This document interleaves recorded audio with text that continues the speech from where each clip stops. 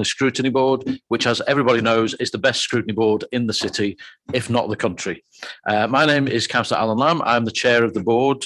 And just to explain to everyone, the meeting is being webcast on the council's website. So any interested members of the public that are unable to attend and observe in person can still observe remotely.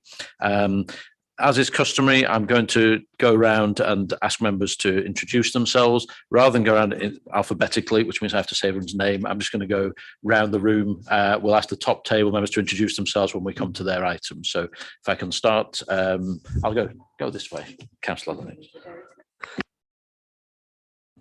Morning, Councillor Jess Lennox from Crossgates and Winmore. I'm substituting for Councillor Hannah Biffle today. Morning, Councillor Emma Flint from Wheatwood Ward.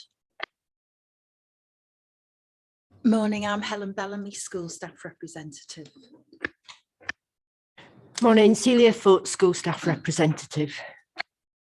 Morning, Tony Britton, representing Leeds Catholic Diocese.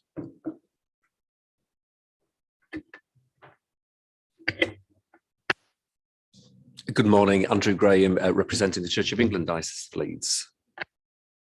Morning, Councillor Caroline Gruen. I represent Bramley and Stanningley Ward.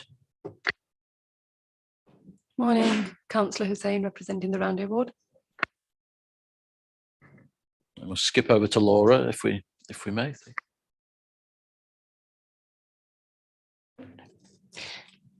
Morning, Laura Whitaker representing the voluntary sector.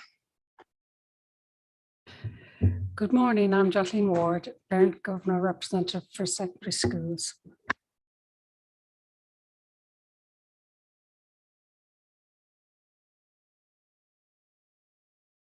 Kate Blacker, Primary Schools Parent Governor Representative. Good morning, Councillor Anne Forsyth, Farnham Wortley Ward. Morning, Jane Senior, Morley South Ward. Hello, Ryan Stevenson, Councillor for Harewood Ward. And I'll do a quick fill-in before I introduce Angela, who is doing two jobs today, which is why she's having to run up and down. So, Angela, if you would like to introduce yourself, please. Thank you, Chair. Angela Brogden, Principal Scrutiny Advisor.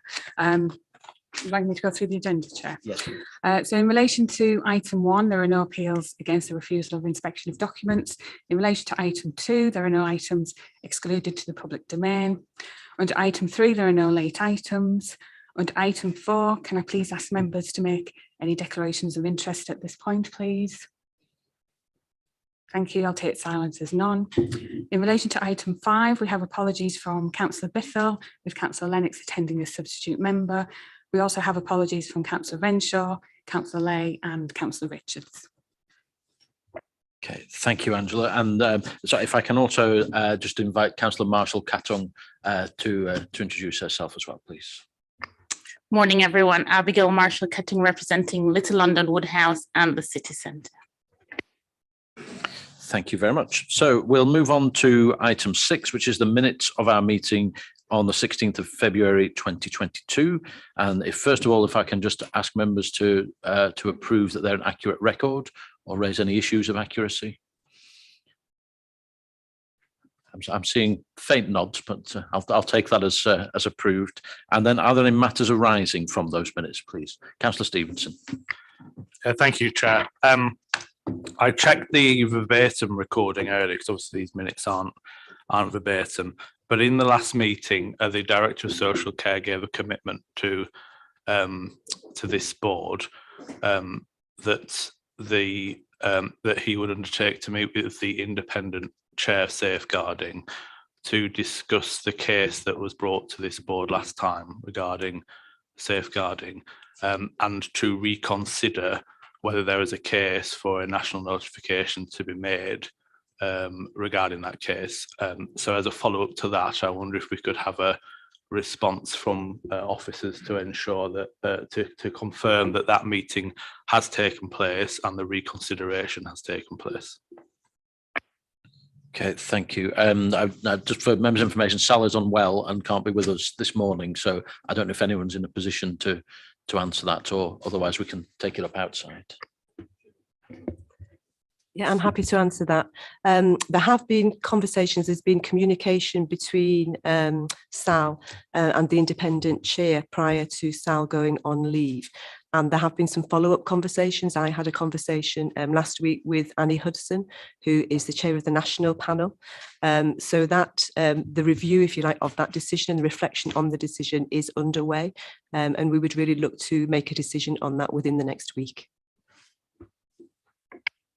Okay, thank you for that, Julie. Okay, any other matters arising from the minutes? Yes, Kate, please. Sorry, Chair, I wasn't here last time, unfortunately. So obviously I was reading it all completely fresh pair of eyes.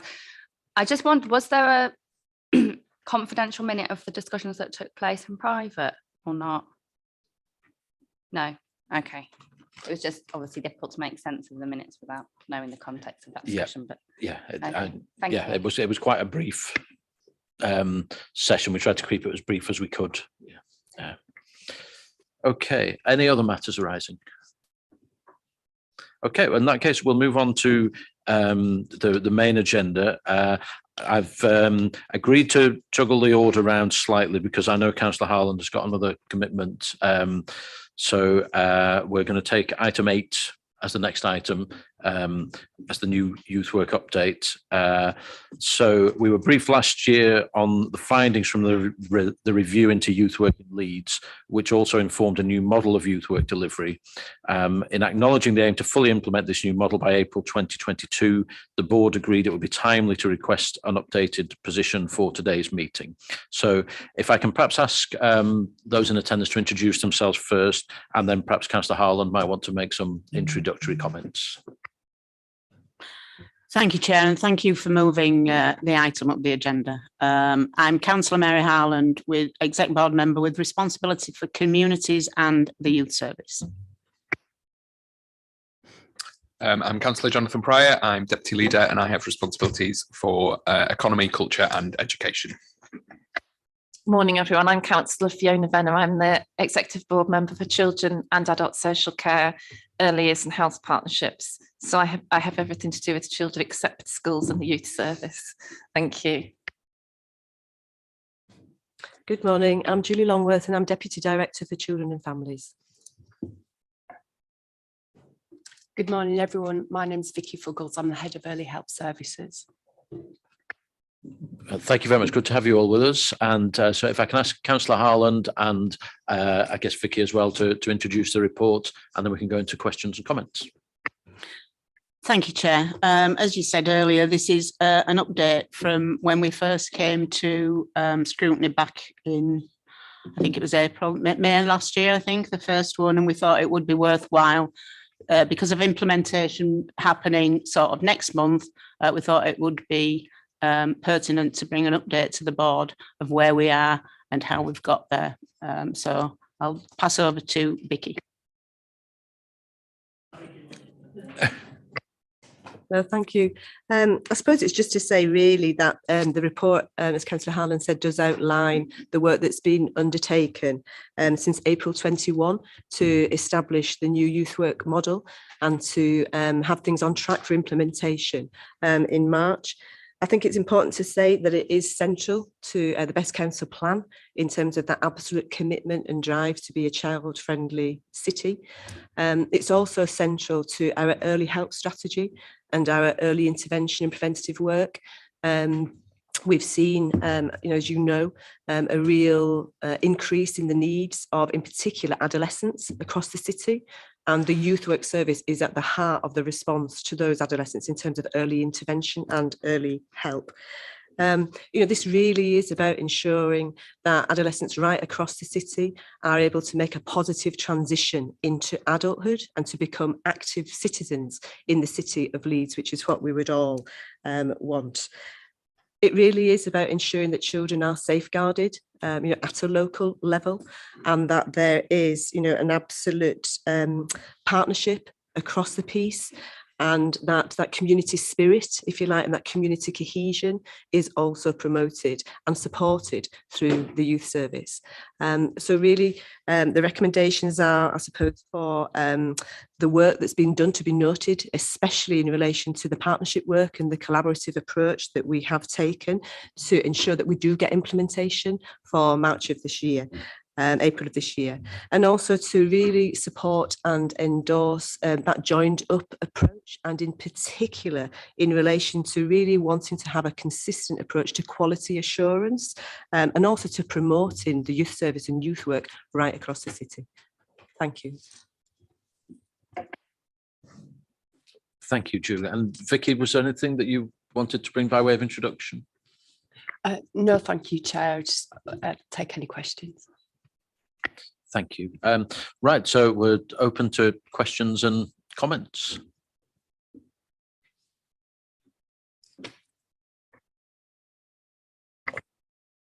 So I should have learned how to work the microphone by now.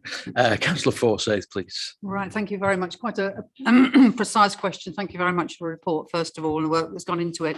I'm looking at 27 on page 52, and just wondering whether the balance and that's not yet been, seems to have been assigned in for projects in the West Northwest, whether that is going to be underway, where that's got to in terms of being able to deliver projects. Thank you.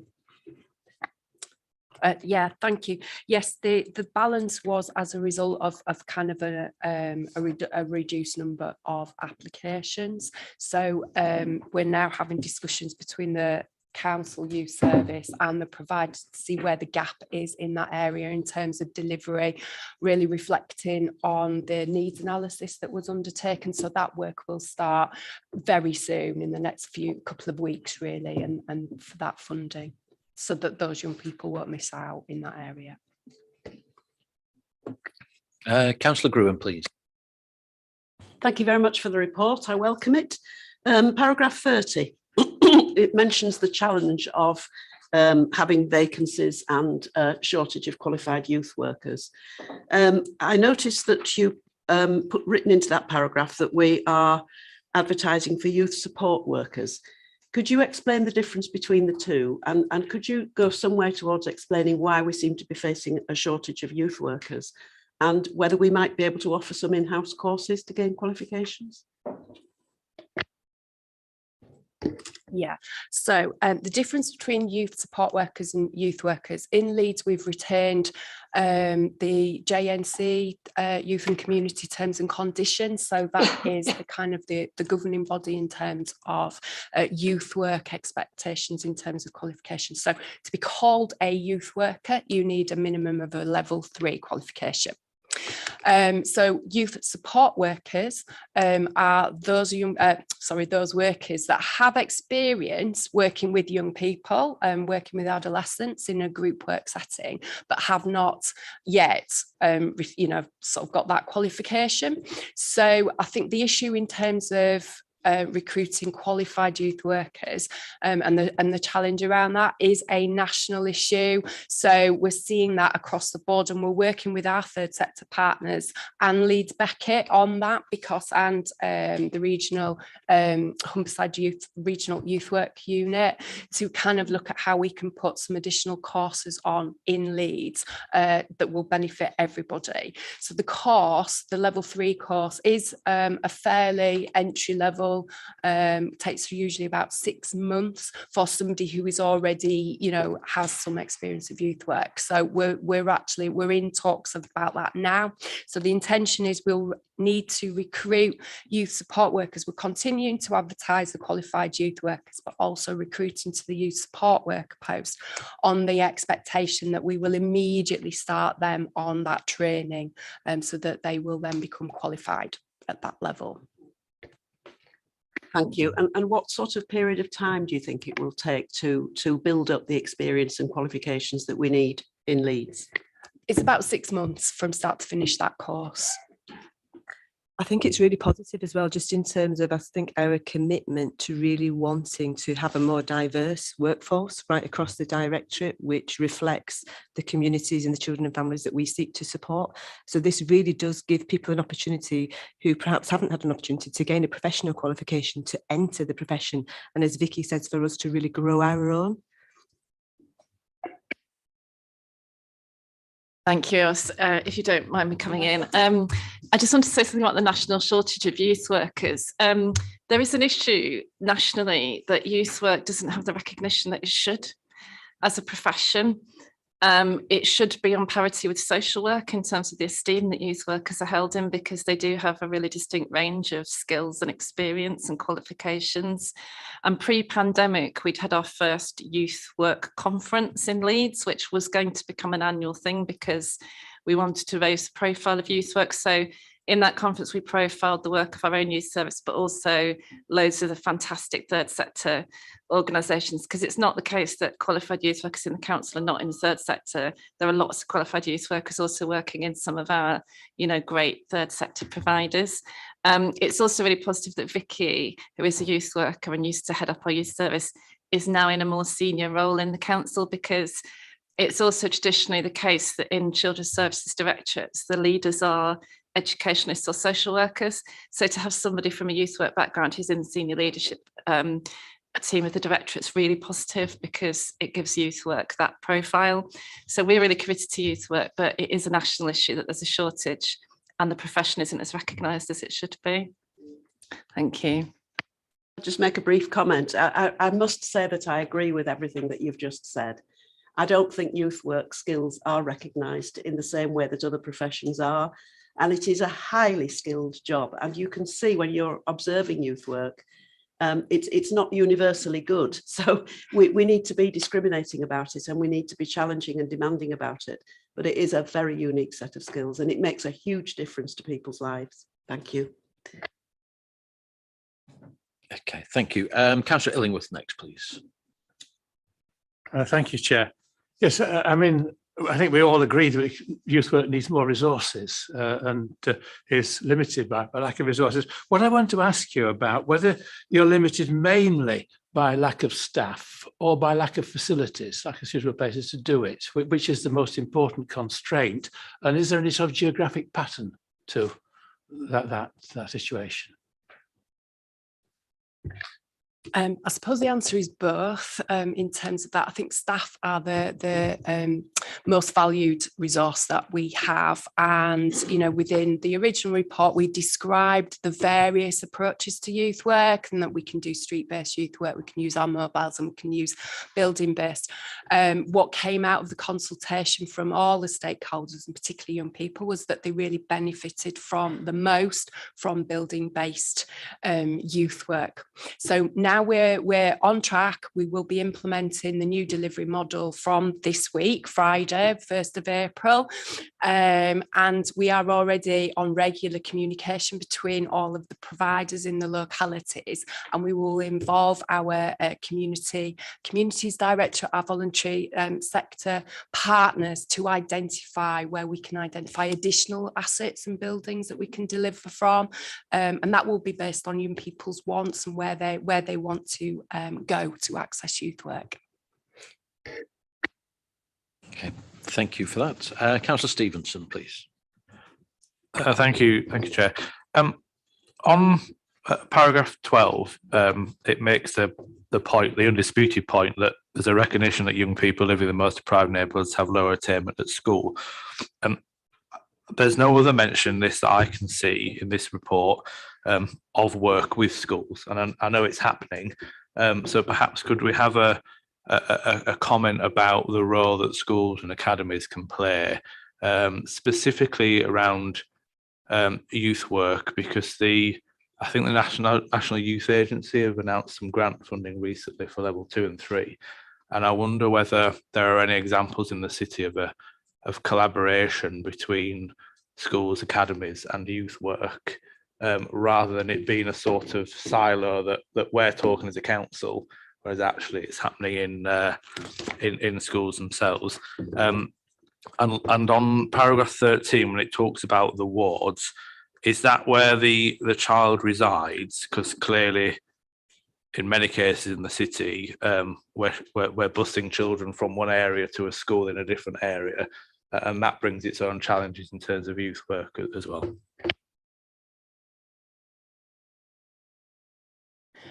Okay, so for the first question you asked, yes, the youth service and youth work providers are fully involved in the cluster arrangements within each of the localities, and depending on all the areas, the youth work staff do have close working relationships with individual schools, offering, and so do the third sector partners as well, kind of offering and quite often delivering activity after school, but in those schools, to kind of link it up, and some daytime, but not very much, but some daytime activity in order to engage and publicise the out of school activity for young people.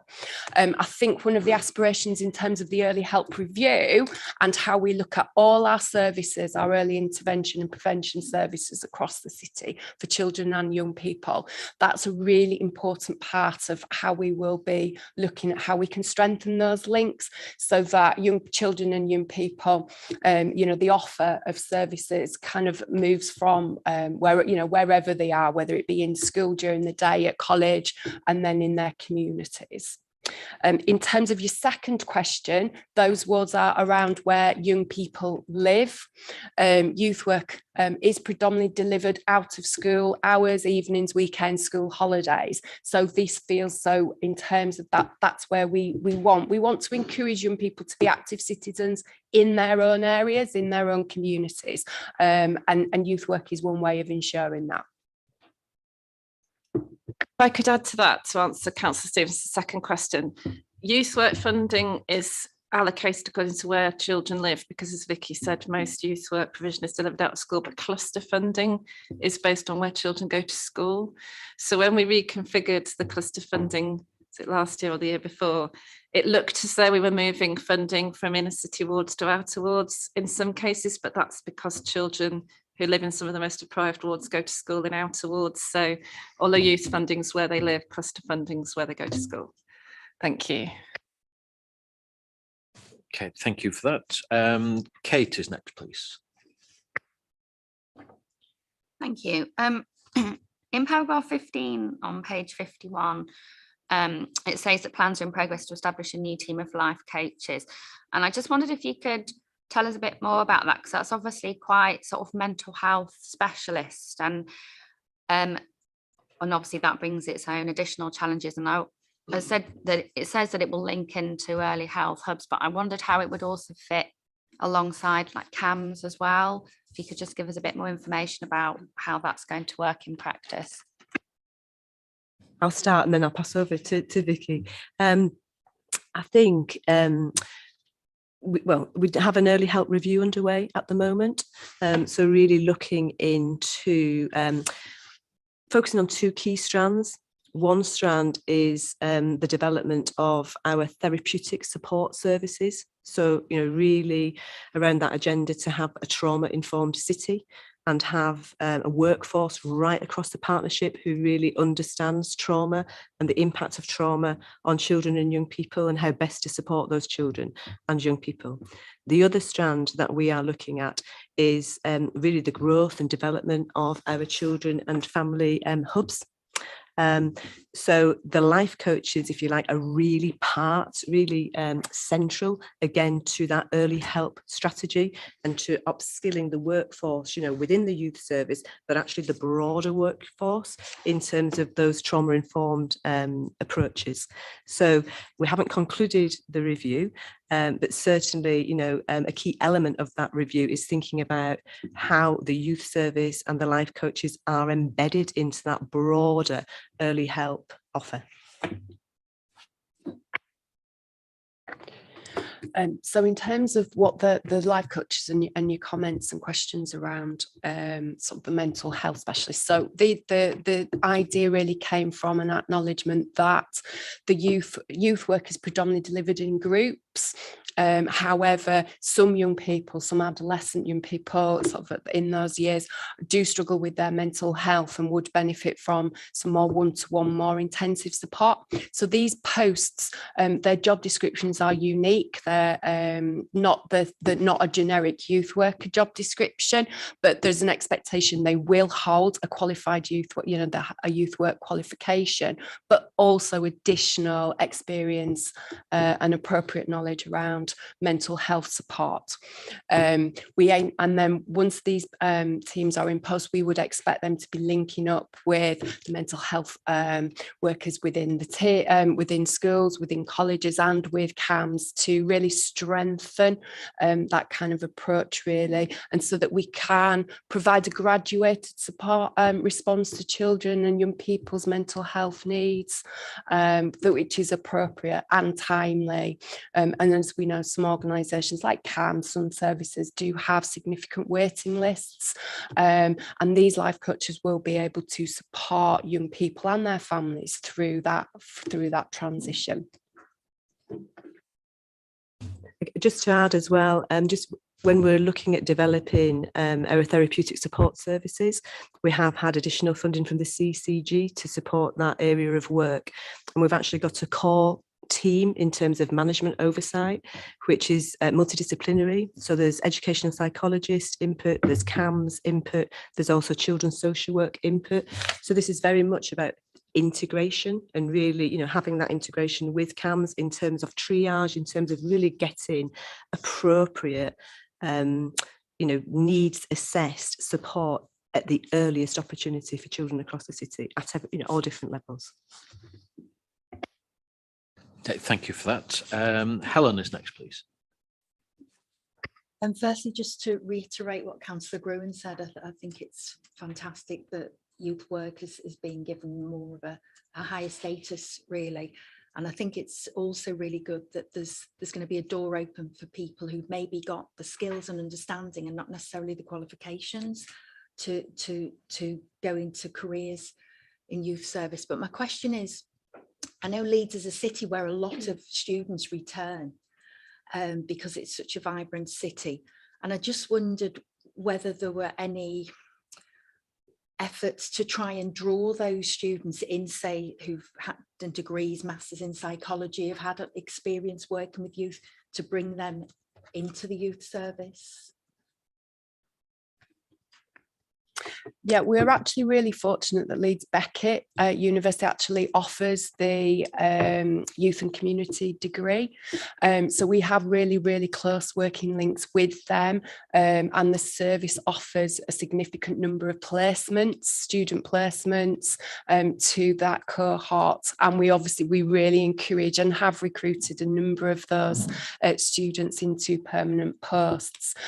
Wider across the Children and Families Directorate, there are really strong links with the university as well. Obviously, we offer a whole range of student placements across, not just in the youth service, but in other early help and social work services, really to try and secure and retain those people that have chosen to study in Leeds, and therefore have, some feelings of, sense of identity and responsibility to the city. So we'll continue to do that.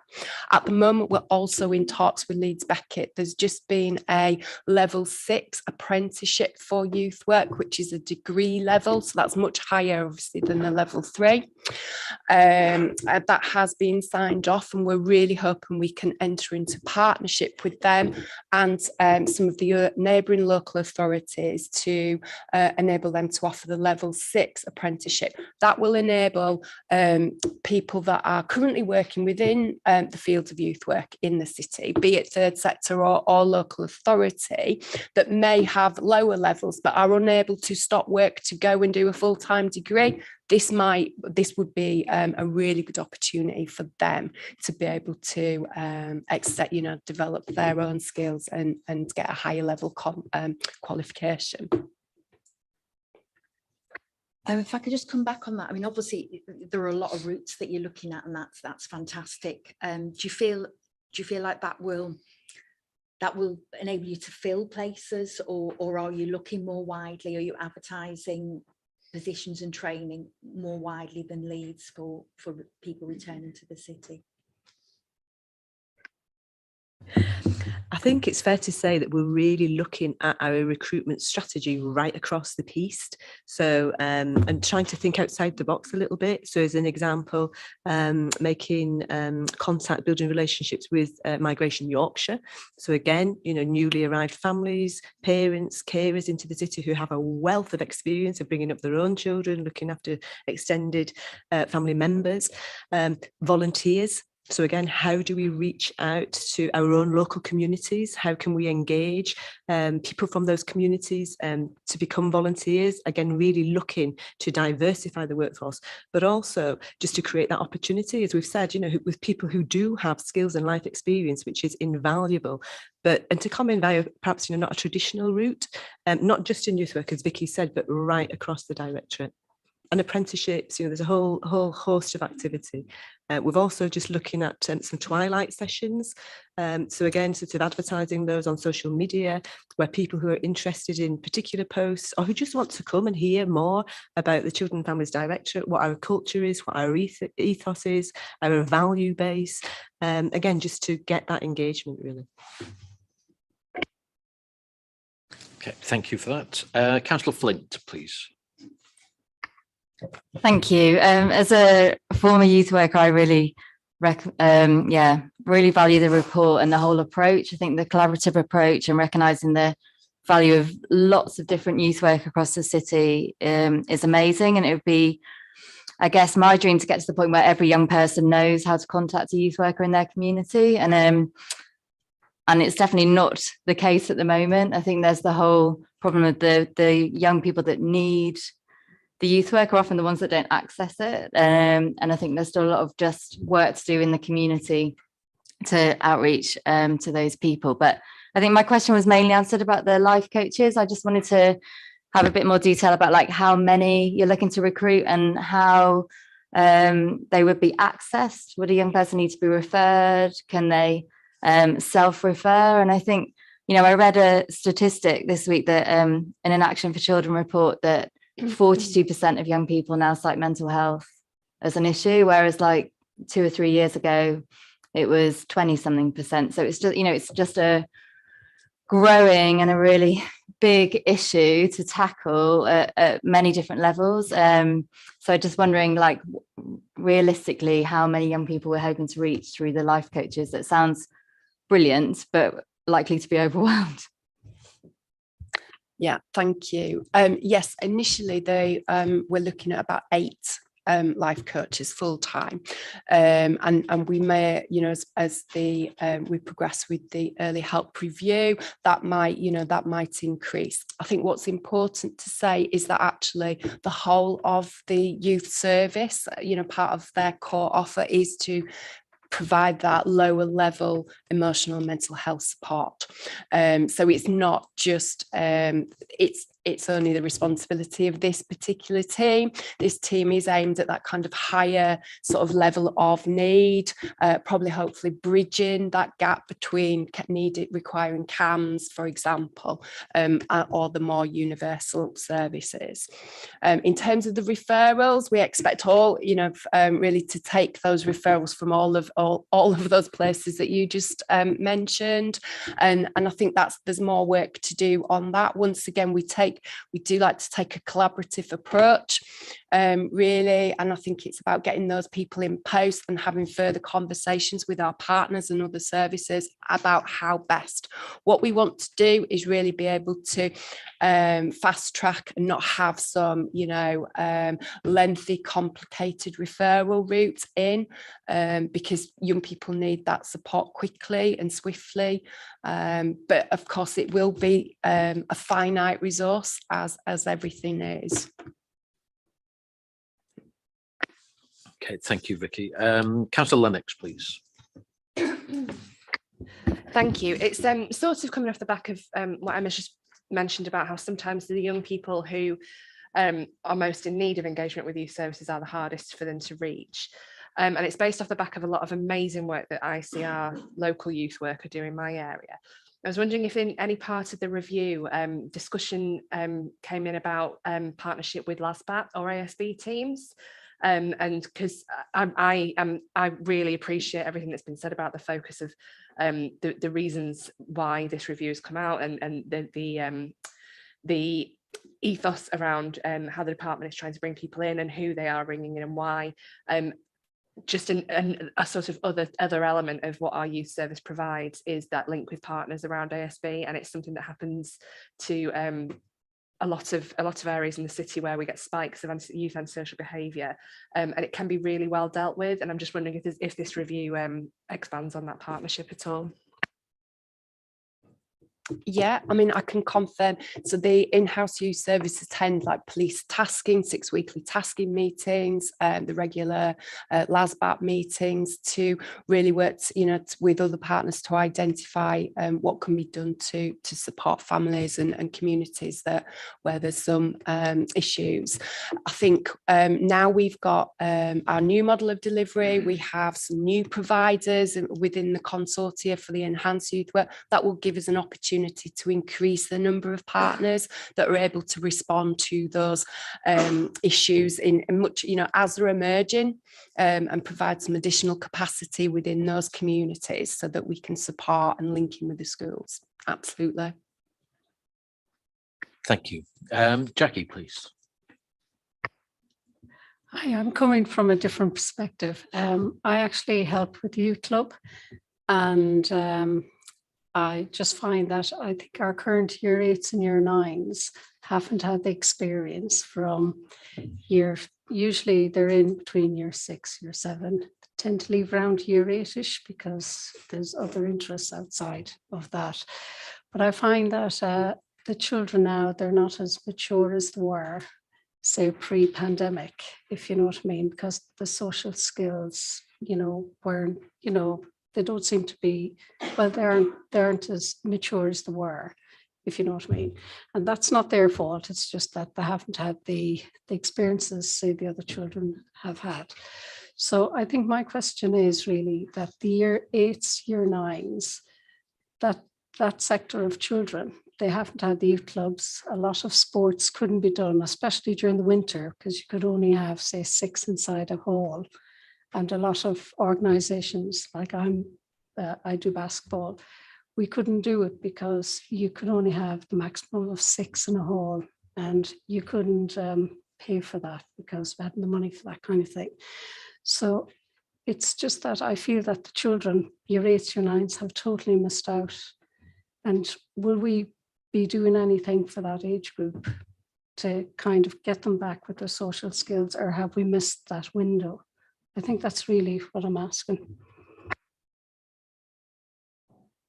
I totally agree. It's been a really challenging year for particularly those ages as they're going through a transition into adolescence, and they haven't been able to experience that same sort of kind of social interaction. So have they missed it? I'd say no. What we need to do is have a bit of a catch up. Fast summer will be fast approaching, and I know both the in-house youth service and all third sector partners are now busy planning what summer programs they can be delivering, and we'll also be working with schools to identify, individual young people or groups of young people that they feel that will benefit most for accessing youth work, and we can do some outreach for them and kind of particularly targeting them and encouraging them to engage. And we'll do that really we do regular consultations across the city through the Youth Activity Fund, as well as kind of youth work specific. So that will give us an insight into what activities young people are most likely to engage in, so we can develop our programme around that as well. I think, does that answer? It's also in your report about the missing milestones, like they're when they finish school, they had their their you don't have a certificate. They're handed out certificates at the end of the year, saying, and different things like that. or Debs or balls or whatever, and they've missed all that. Have all schools, including academies, agreed to do something about that, to do a catch up? I think it's something that's been absolutely recognised and acknowledged, and it's something that we have heard here in Scrutiny and in other strategic forums where young people have come to share their views and their experiences. That is absolutely something. It's the rites of passage that you would normally have, you know, as an adolescent leaving school, your proms, etc. So has been an absolute priority. I know it's something that academies, schools, you know, the Children's Services Director and partners have been very, very mindful of, you know, and have really wanted, I suppose, to be proactive in terms of enabling other opportunities. Never going to make up, you know, for what was lost in some ways, but I think there is an absolute commitment and a will really to try and make amends wherever that can be possible. Definitely, it's a recognised issue. Thank you for that. And we'll pick that up again in a later item. It is one of our recommendations in the inquiry report.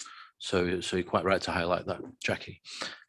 So just in sum, I've got really one question, which is how would you define success? And perhaps if you could expand on the targets and KPIs referred to on page 54, just so we've got an idea going forwards of what we should be looking at to say, right, this is really working and having a positive impact. So yes, so one of the recommendations and what was agreed as one of the outcomes of the full youth work review was around some consistency in terms of monitoring all of the youth work within the city in terms of delivered by the in-house provider and our commission providers.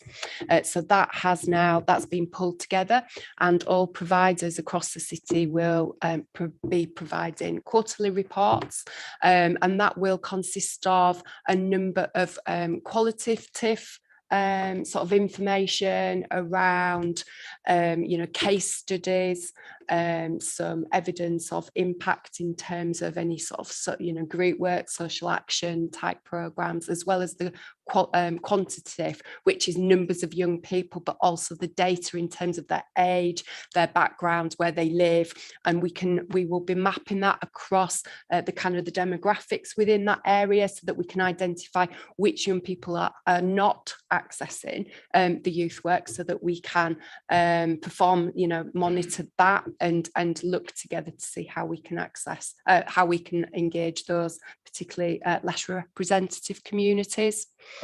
In terms of individual sort of measuring impact for individuals, we use what's called our Youth Star, which is a kind of an assessment tool that a youth worker will work with an individual young person or a small group of young people about, for them, assessing where they are at the moment around a whole range of sort of kind of elements of their life, from relationships to school to aspirations, and then we work together to identify sort of, you know, how we can improve that and help them move along across that journey, and then we kind of monitor that after the piece of work has been completed.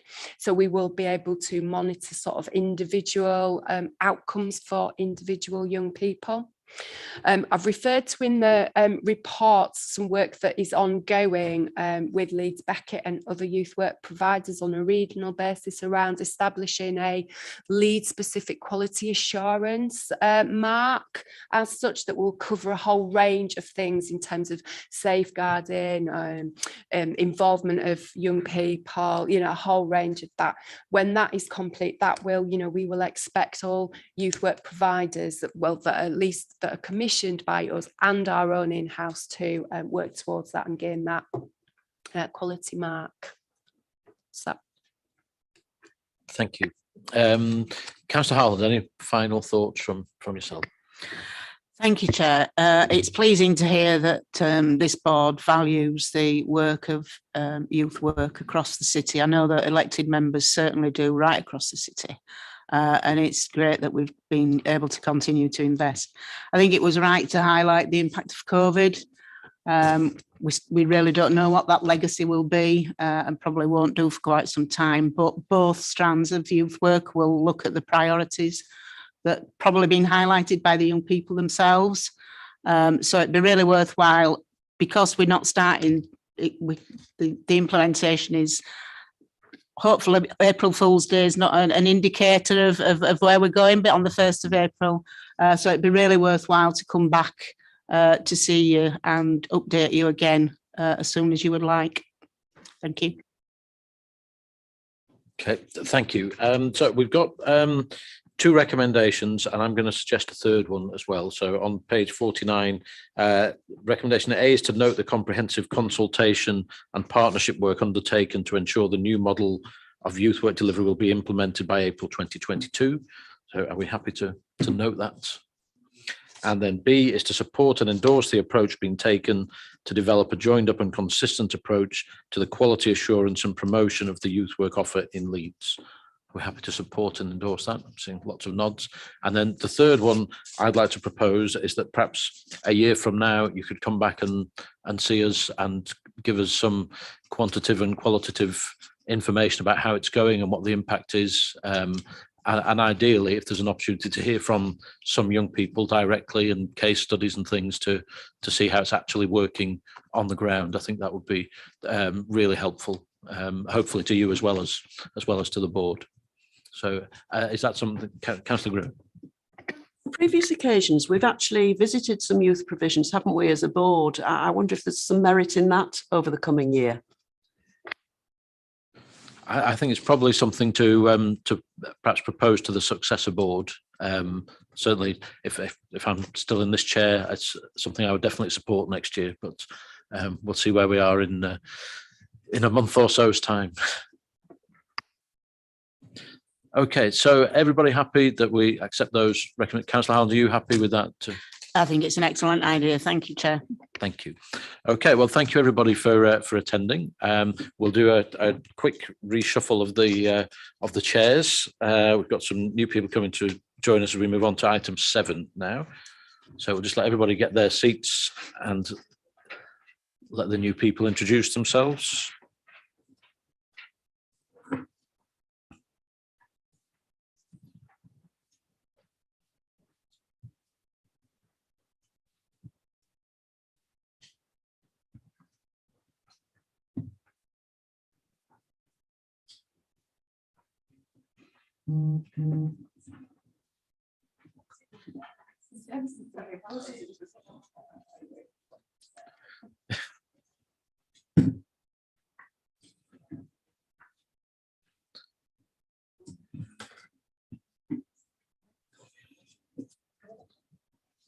Okay, so item 7 is the update on Thriving, which is the child poverty strategy for Leeds. As members will be well versed, issues surrounding child poverty remain a key area of interest to this board, and we've therefore maintained a watching brief surrounding the development and implementation of the child poverty strategy for Leeds. During our last update in September 2021, we particularly welcomed the introduction of a new work stream that's focusing on green spaces. Whilst this latest update report does cover all 7 of the work streams that sit underneath the strategy, we did agree to invite representation from Planning and Parks and Countryside to the meeting to contribute to discussions around the new green space work stream in particular. So I'm particularly pleased to welcome David Feeney, Anup Sharma and Simon Frosdick, and perhaps gentlemen, if you'd introduce yourselves and your roles, please. Good morning, everybody. My name is David Feeney. I'm the Chief Planning Officer for Leeds. Good morning, Simon Frosdick, Parks and Countryside. My job title is Business Development Manager, and in terms of responsibility, I have some crossover from in operational delivery, but also in strategic design of service provision. Good morning, everyone. My name is Anup Sharma. I'm a Planning Policy Officer at Leeds City Council. Primary responsibility, or rather thematic lead on green infrastructure and green space issues. Thank you. And can I welcome Karen Jessup as well? And if you'd like to introduce yourself, Karen, please. Morning. I'm Karen Jessup. I'm Principal Educational Psychologist and I lead the SEND Early Help teams within learning inclusion. I'm here on behalf of the learning services. Shaheen Myers is on leave this week, and Val Waite is not in work at the moment, so I'll be representing for them. Well, thank you for joining us. Good to have you with us. So if I can perhaps invite Councillor Venner to make some introductory comments, and then Julie, I think, will introduce the report. Yeah, thank you, Chair. So as the Chair said, this is an overview of the child poverty strategy work in Leeds, and we report twice a year to this board and to the executive board. As you'll be aware, and as referred to in the report, families are having an excruciatingly difficult time at the moment, which is only going to get worse because we've had the removal of the £20 uplift on universal credit, the end of self-isolation payments, we've got the cost of living crisis. It's really important we get information out to families of where they can get support. Most of that's contained on the council's website in the Money Information Centre page, and I know for members present, you'll have been getting regular updates from Mariana Pexton in her updates of where we can refer people to who we're seeing in our workers' ward counsellors. This is being experienced as a crisis by everyone who's working with children at the moment. I chair regular half-termly meetings, big meetings of early years providers, so childminders, people working in group settings, people working in wraparound school provision. And one of the nursery providers at our last meeting said she'd registered her nursery as a food bank because such was the need of their families that they were doing so many food bank referrals that it became administratively easier to actually just register the nursery as a food bank. So that epitomises where we are at the moment. The report gives an overview of all the work streams, in outputs and outcomes. I think one of the points that I've made before, and I make whenever I speak on this issue, is that there is a moral imperative to doing this work. So we would do it even if we couldn't demonstrate outcomes. So for example, the example I usually give is that with healthy holidays, it's right that we feed children in school holidays. It's good if that has a positive impact on school results, but actually it's morally the right thing to do, and that's the primary reason why we do it. The new work stream was introduced when we reviewed the work streams coming out of the immediate crisis of COVID, because the lockdowns in particular really magnified access to green space as an inequality issue, that some children had access to gardens and green space and other children didn't. And so we've added that in as a work stream, and you'll get more information about some of the projects we're doing around that today. Another work stream that I just draw your attention to that's referenced in the report is a new piece of work is better links between housing and children's social care, and specifically a work stream around housing and care leavers. That partly came out of Thriving, but it also came out of, I chair the Corporate Parenting Board and the Foster Care Liaison Group, and it was always an issue that was coming up, brought to us by young people themselves and by foster carers. And one thing I've been really keen to do as chair of corporate parenting is to embed across the council that the whole council is the corporate parent, not only children's services. And so it's been a fantastic piece of work that we've got much, much better collaboration between housing and children's social care. So we've got people from housing sitting on both the Foster Care Liaison Group and Corporate Parenting Board. And operationally, there's much better links where when we've got care leavers that are in housing need, it's recognised they are our children and that we have to move mountains in the way we would with our own children. So that's been a really positive piece of work across Thriving and Corporate Parenting and Foster Care Liaison Group. The final point that I'll just make is there's references to ZARAC in the report that are a great local charity that I've had a lot of profile recently, who work with bed poverty. I had the privilege of speaking on Look North just before Christmas about ZARAC's work when they were doing a big appeal. And I just think ZARAC is a real epitome of the state that we're in. And I kind of think, because I've worked in child poverty, I've worked in this arena for a long time, and most of the media I get asked to do is around child poverty. And I always think I can't be shocked anymore, but actually the Zarite situation is shocking. The fact that there are children that don't have beds and we have to have a charity that provides them just really epitomises where we are. So this work is incredibly important. I'm really passionate about it, as are the other people involved across the council and across the city in this agenda. And I'm glad you'll get to hear about a couple of work streams in more depth today. So thank you, Chair. Yeah, I think the report is a really positive report. I think what it does do is it really highlights, in terms of highlighting the cross-directorate working that is underway, and also that collaborative approach with partners right across the city, you know, statutory partners, but also the voluntary sector and very small community-based voluntary sector organisations as well. I think really, you know, when you read the report and you see that 4.3 million children are living in poverty, and that equates to 9 out of a class of 30. I think really, you know, for me, when you read those harsh statistics and you visualise 9 children in a class of 30 living in poverty, there's an absolute urgency, you know, for us as a partnership to really work together to mitigate the impact of that on children and families right across the city. I think as well, I think that, you know, again, the report mentions that the former Children's Commissioner had estimated that an additional 300,000 children and families are now in poverty, tipped into poverty as a result of the pandemic, and really described it as an intergenerational crisis, you know, which will potentially go on to impact on the lives of children as they move into adulthood. So I think, again, it just highlights the absolute urgency for us as a partnership, really, you know, to have this as a priority across the city. So the recommendation is for the board really to endorse the strategic framework which is in place across the partnership to mitigate the impact of poverty on children and families in the city.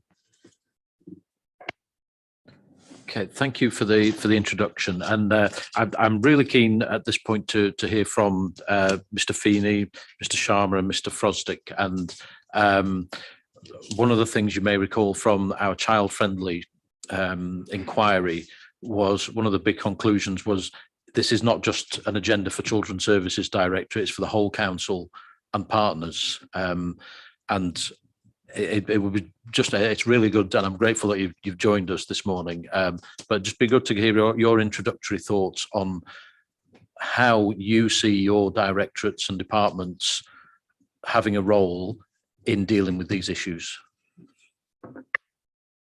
Thank you, Chair. Just to comment on the planning side, I mean, the report makes stark reading, doesn't it, in terms of a progressive 21st century city with these issues still very, very prevalent.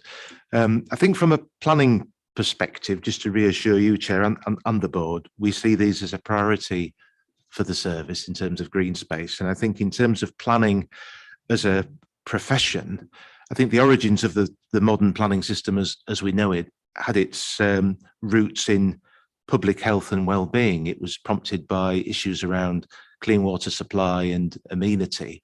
And I think as a planning service, we've continued to embed within our policy framework policies that we feel are sound and robust in dealing with a whole host of issues, including green space. So in terms of the policy framework we have a set of existing policies in adopted plans. And for those colleagues around the table who are less familiar with the planning system, one of our roles as a statutory planning service is to prepare plans for the city, which is about allocating land and about developing policies across a whole range of topics. And within those documents, we have sections and allocations devoted to green space. So in terms of green space per se, we have policies which are seeking to protect and enhance green space provision across the city.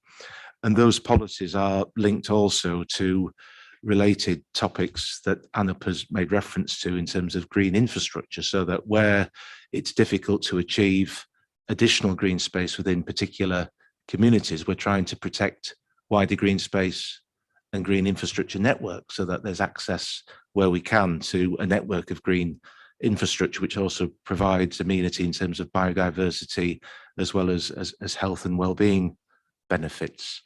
And then one of the other key strands of our work that we've sought to embed, and it's adopted in our site allocation plan, is actually to protect the green spaces that we have. So one of the allocations within the site allocation plan, in addition to the identification of retail town centres, land for housing, land for employment, is the protection of green space. And I think that's really, really important, actually, because there was a time when green space was perceived by some as the bits of land left over once development needs had been met. And I think in Leeds, what we've tried to do is to give green space in itself as a land use a legitimacy to ensure that those sites are protected. So that from a planning point of view, where the council receives planning applications for determination, then one of the considerations is the status of the site that's been promoted for development and how that accords with our statutory policies and our adopted plans. So it's just a flavour, Chair, of the policy context that we're in.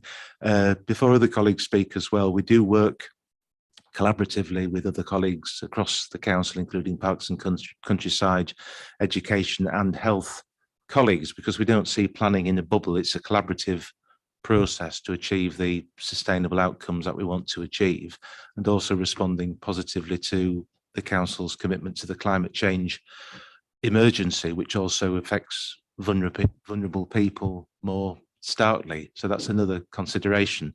And in taking forward that priority, we are currently working through a local plan update, and that local plan update is focusing down on a number of key topics, including strengthening of our green space policies, as well as policies around green and blue infrastructure, which has an important role in terms of urban cooling, managing flood risk and other important attributes, as well as allowing access for amenity purposes for people within deprived communities and elsewhere. So it's a bit of a context, Chair, if that's helpful. That's very helpful, David. Thank you. If I could just pick up one small thing that you said, which chimes with my experience, that you referred to the partners that you work with across the council, and you referred to education, and we see a lot of partnership working. The bit you didn't say was children's services in a wider sense. And my experience is there isn't actually that much coordination between children's services and planning. Sorry, Chair, that was a bad use of the term. We do work collaboratively with children's services. In terms of the preparation of the site allocation plan, one of the priorities was to ensure that where housing growth is needed in the city, we were setting aside land for new school places, and that's led to an ongoing relationship with children's services in relation to developing our policies. So they are involved with the preparation of the local plan update and planning matters on a day-to-day basis. Councillor Venner. So this is slightly off topic, but I just wanted to respond to your point. We have strengthened communication in one particular area between planning and children's services that Councillor Green was very instrumental in helping us with. That there was a situation where private children's homes used to spring up in areas of the city, and we wouldn't be aware of them in children's services because there's not a requirement of the provider to inform the authority. We'd become aware because they put in a planning application. Councillor Green picked up on a few of these because they, as a kind of diligent kind of ward councillor and planning chair, and alerted us in children's services. So we've now got a mechanism, which was really important because sometimes they were totally inappropriate from a children's services point of view. And so the input of Joel, the manager of the looked after children's services, was really important in giving that expert advice to our planning department. So we now have a mechanism in place that if one of these applications comes in, planning alerts us in children's services, so we can have that input into the planning applications. That's an example where there weren't previously good links, and there are now. So thank you. No, thank you. And Anna or Simon, did you want to come in at this point? The only thing I was going to mention extra to what Dave was that on the local plan update, one of the key areas that we're looking at is food production, localized food production. And some of the schemes like community gardens, etc. And I can't say this will happen, but certainly we're looking at the idea of localized food production, and where they have happened, the community initiatives, what's happened is given cheap, sustainable sources of good fresh veg. One of the big benefits that I've been reading about is the benefits for younger people. And also there's reconnection with food as well. You know, food doesn't come from supermarkets, it comes from the ground and the trees. So there's that aspect as well. So there's quite a few positive things that are, they're not directly related to planning, but this side. And I think that's coming through in the local plan update as well.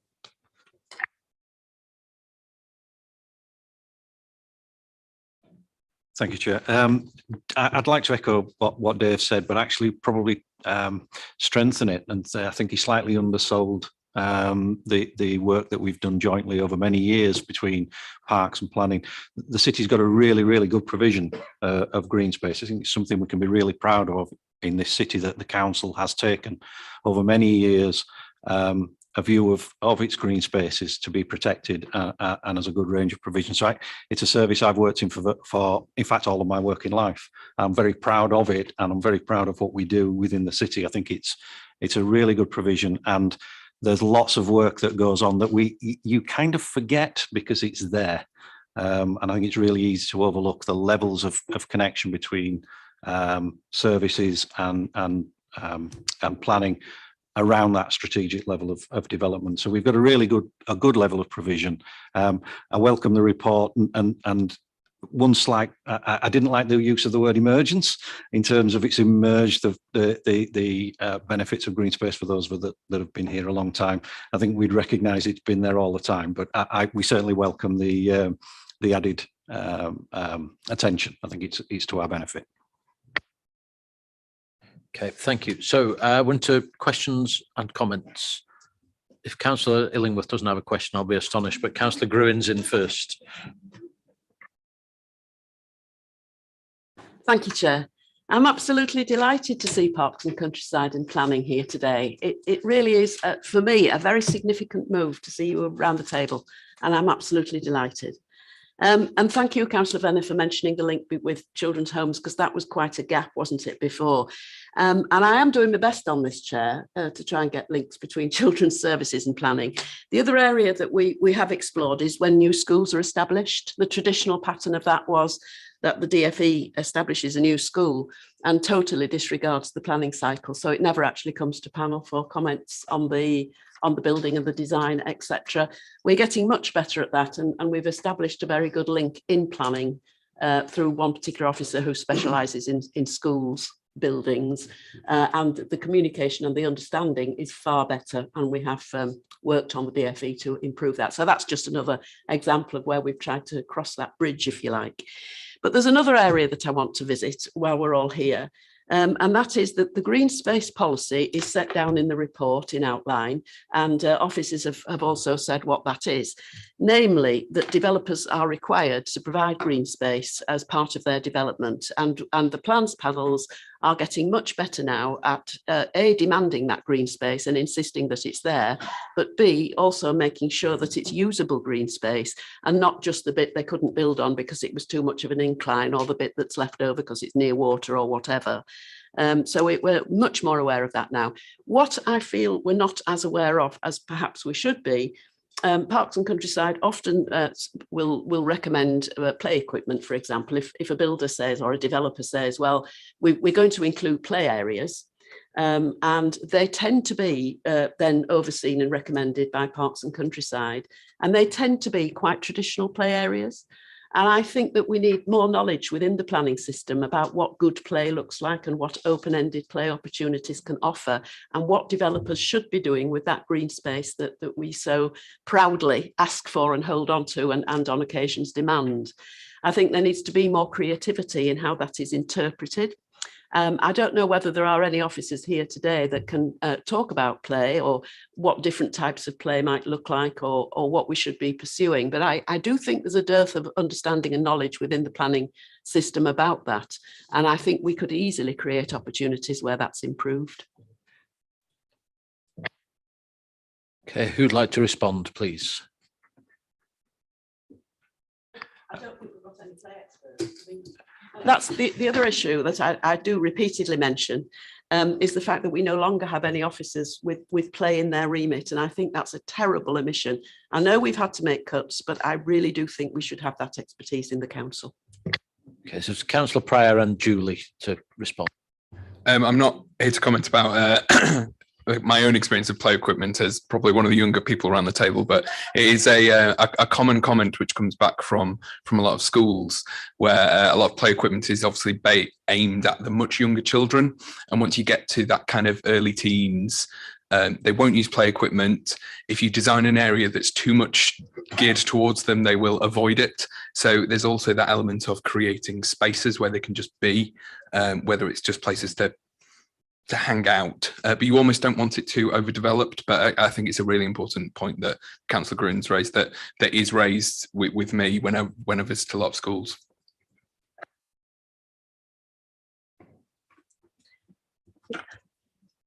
I don't have any immediate answers, but I think, again, as others have said, I think it's a really, really important, well-made point. We do have a place strategy. And I think, again, thinking about our early help strategy and linking that in with the place strategy. And I think as we're transitioning out of the pandemic, I think it's got to be a priority for us. We've had some recent changes in terms of amalgamating some of our child-friendly Leeds team with the voice and influence team. And there's opportunities, again, to look at, whether there are gaps potentially in specific roles. I think we're all agreed it is an absolute key priority. I think especially during the pandemic, I think when we were in lockdown and it highlighted children who were living in flats and who just did not have access to green space at all for that period, and the impact of them then on their mental health, social emotional mental health. So I think that's really focused the mind in some ways on the importance of this. So I will absolutely commit to take that away, Councillor Gruen, and to talk with colleagues about it. Thank you. I mean, I think the other body around the table when we are discussing play and green spaces should be developers, because they don't understand either. Karen, did you want to come in? I was just going to say that in terms of play and learning through play and pedagogy around play, there are a huge number of educators out there who understand how play develops and child development that we've got access to. And also within the council, educational child psychologists have got a huge amount of expertise and understanding around the research with play. And I think that there is a whole untapped resource there that could be used in terms of that consultation around planning. And I think it needs to be wider than playfulness is something that needs to happen throughout life. It's part of our growth experience, and we see it as something that young children do, and it isn't. It's something that all of us do in a different way. We need to reframe it. And especially for children who've got additional needs and special educational needs, the way that playgrounds are set up to play is a barrier often for them engaging with their peer groups and engaging in the play that they need to. So I think there's a lot of work, and there's also a lot of research out there that we could benefit from. Thank you. Julie, could you just turn off your microphone, please? Thank you. Councillor Forsyth, please. Right, thank you very much. And I very much welcome the fact that we have got the different voices around the table. What I was going back a little bit to what we were just talking about with the youth work as well. I feel that to think outside the box would be a good idea, to try to give opportunities for young people to have ownership of some of the development of our green spaces.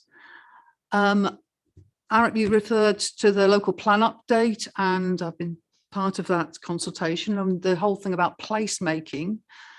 But if young people have been involved in the development of their local green spaces, they will going ahead be part of wanting to look after that.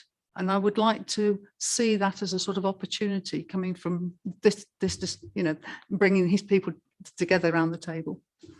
Thank you.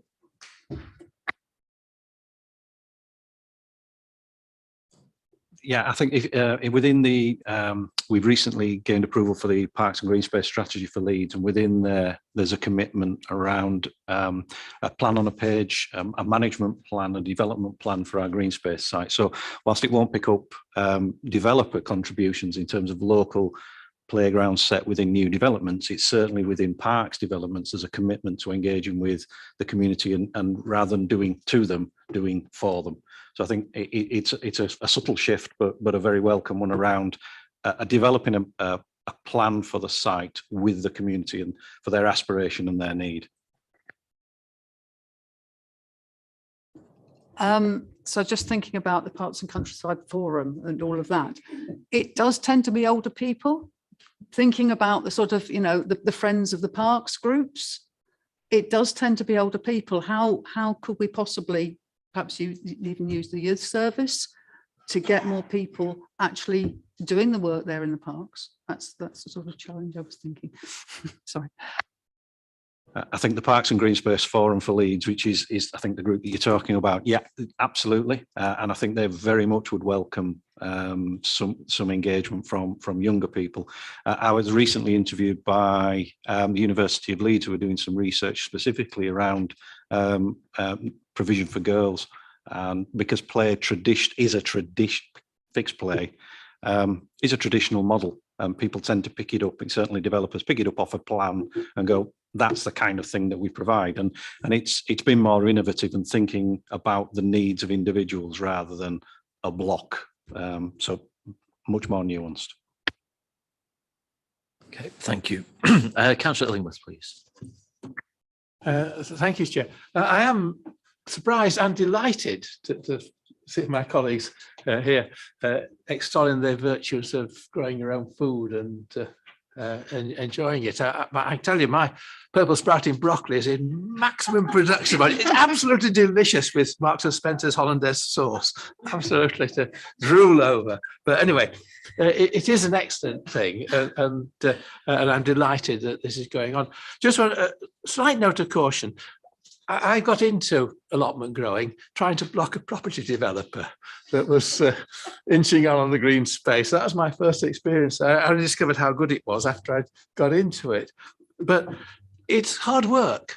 There is a need for coaching and for education, and you lose crops through pests and diseases, and it doesn't always work. And you need a bit of encouragement too. So there needs to be, I'm delighted by what's happening, but there needs to be a bit of educational input into this, advice on when to sow and, you know, how to get things ready and doing it the right time of year and the right kind of equipment to get what works and what doesn't work, all practical stuff. And it would be nice to feel that we'd picked up the challenge from the youth work side and we were providing coaching, and we need people to dismantle rotavators and things like that. It's not just all sort of green seedlings. It's you know, well, it's a useful skill. So I'm just anxious that that sort of opportunity is seized and you do it basically, and bring expertise and encouragement and advice into the process, because as I say, it doesn't work first time every time, and you need to be alive to that. Thank you, Chair. Thank you, councillors. And perhaps if we could include teaching people how to make their own hollandaise as well, to go with their incredible broccoli. And any comments on that? I suppose just in terms of the access to information, that is exactly what the area was designed to do. So it is there to support groups and individuals to gain that access to people who do it professionally, and to be able to ask for tips that maybe commercial providers are not so keen on spending money on time on doing. Thank you. Councillor Stevenson, please. Thank you, Chair. You could say it's not just a political faux pas; it's a Councillor Illingworth faux pas. That on a item about child poverty, you talk about your delight with Marks and Spencer's Hollandaise sauce. But Chair, normally when I'm sat in this room, I have a game of political bingo with myself because it's plans panel, and you can bet that Councillor Nash will talk about trees and Councillor Groom will talk about informal play, and it's a delight because it's a point I agree with.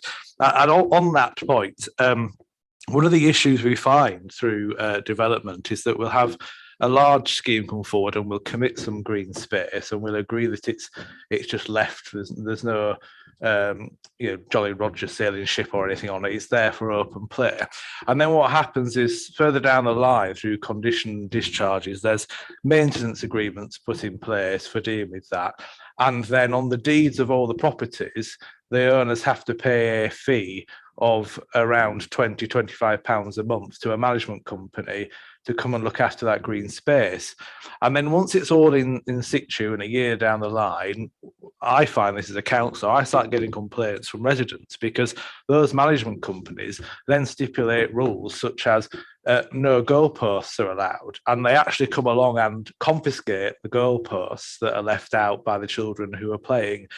And it seems to me that there is no dialogue between the desires of children who are moving onto this estate and what kind of play they want, and linked up to the planning process, in a sense that we acknowledge through plans panel that we want informal play, and then we sort of defer it off to officers. And somewhere along the line, there's this legal stipulation in place that requires homeowners to pay an amount and also then have no right to argue that they want their goalposts remaining or what kind of furniture they want. And I think it doesn't necessarily require an answer, but I think as you take this away, is perhaps, I know it will be a complicated legal process, but something to look at in how we can ensure that those open spaces can be used in the way that children want to use them, and not in the way that the people who are mowing the lawn 3 or 4 times a year see it should be used. Thank you. So I'll bring Councillor Marshall Catering in, please. Thank you, Chair. Just following on from Councillor Illingworth, and I do know about his Brussels sprouts because he tells everyone about it. So, yeah, well done to that. In terms of allocation of pieces of land for schools, how far do you go in terms of all the various and different schools that we have having that access? Now, we do know that schools in inner city will be at a disadvantage compared to schools outer city. And I know it's difficult for us to say, for example, Little London Primary School, where I'm a governor, we just do not have that space. A school just opposite from ourselves, which is Blenheim Primary School, they've got some very good space where I'll move into sports now outside of the green space for farming or any growing of any crops. So you have a school opposite with some good space where they've got good sporting facility. That's because they've got those grounds. And another school to the other side, just 2 minutes walk, do not have that space. Mm-hmm. And I'll tell you a clear difference. So when I became a councillor, I tried to engage different primary schools in sporting activities with schools in North Leeds, so that children from inner cities, which lots of them are come from deprived homes, can mix up with children from affluent areas and get the opportunity to play very good sports with each other. Now, Little London Primary School in football came last. That's my school, and I was very sad. Blenheim, which is just opposite them, came first. And that's because they've got the grounds for training. So some of all of these inequalities that our children face, lots of it has got to do with space, land, play, and lack of sporting activities. And we know for us to have good sporting activities, you need that land, you need that green space, you need those facilities. So in all of this, and we do know that active lifestyle plays a very huge part in the development of any child. What are we doing to assist schools without these spaces, without this green space as well, and land to help children in terms of active lifestyle and play that Councillor Gruen has also mentioned? It's just a huge disparity for me from one end of school, one end of Leeds to the other end, especially inner city schools.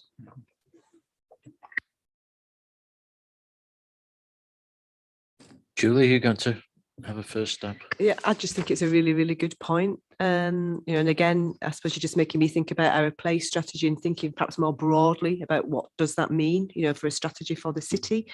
So again, I'll absolutely commit to take that away and to have conversations with colleagues about that and how we can engage key partners in discussions about that, because I think it is a really, really well made important point. Thank you for that. I've got Celia and then Jackie, please. Thank you, Chair. On page 46, it refers to, at the very top of the page, so it's easy to see, nationally 1 in 8 British households has no garden. And I can think of, and I'm sure anybody here can think of areas in Leeds where it's more than 1 in 8, all around the city. And we do have, and I keep reading this thing out, we're rich in public parks, but there can be a difficulty accessing those public parks if you're really in the middle of the city, in the back-to-backs with all the streets, relying on public services, which I keep hearing, you can wait a long time for a bus at the moment. Well, I think we're going to be waiting longer, and the expense of getting there. How is this going to be overcome? Is this part of the plan? And the other point, I remember it, maybe it's 15 years ago or around then, there was an initiative to, was it Leeds Forest? Or I remember submitting my views on it at the time. We were going to put lots of trees in and, probably look for the next Robin Hood. And it never happened. So how well embedded can this be made, this plan, this initiative, and how well supported can it be made?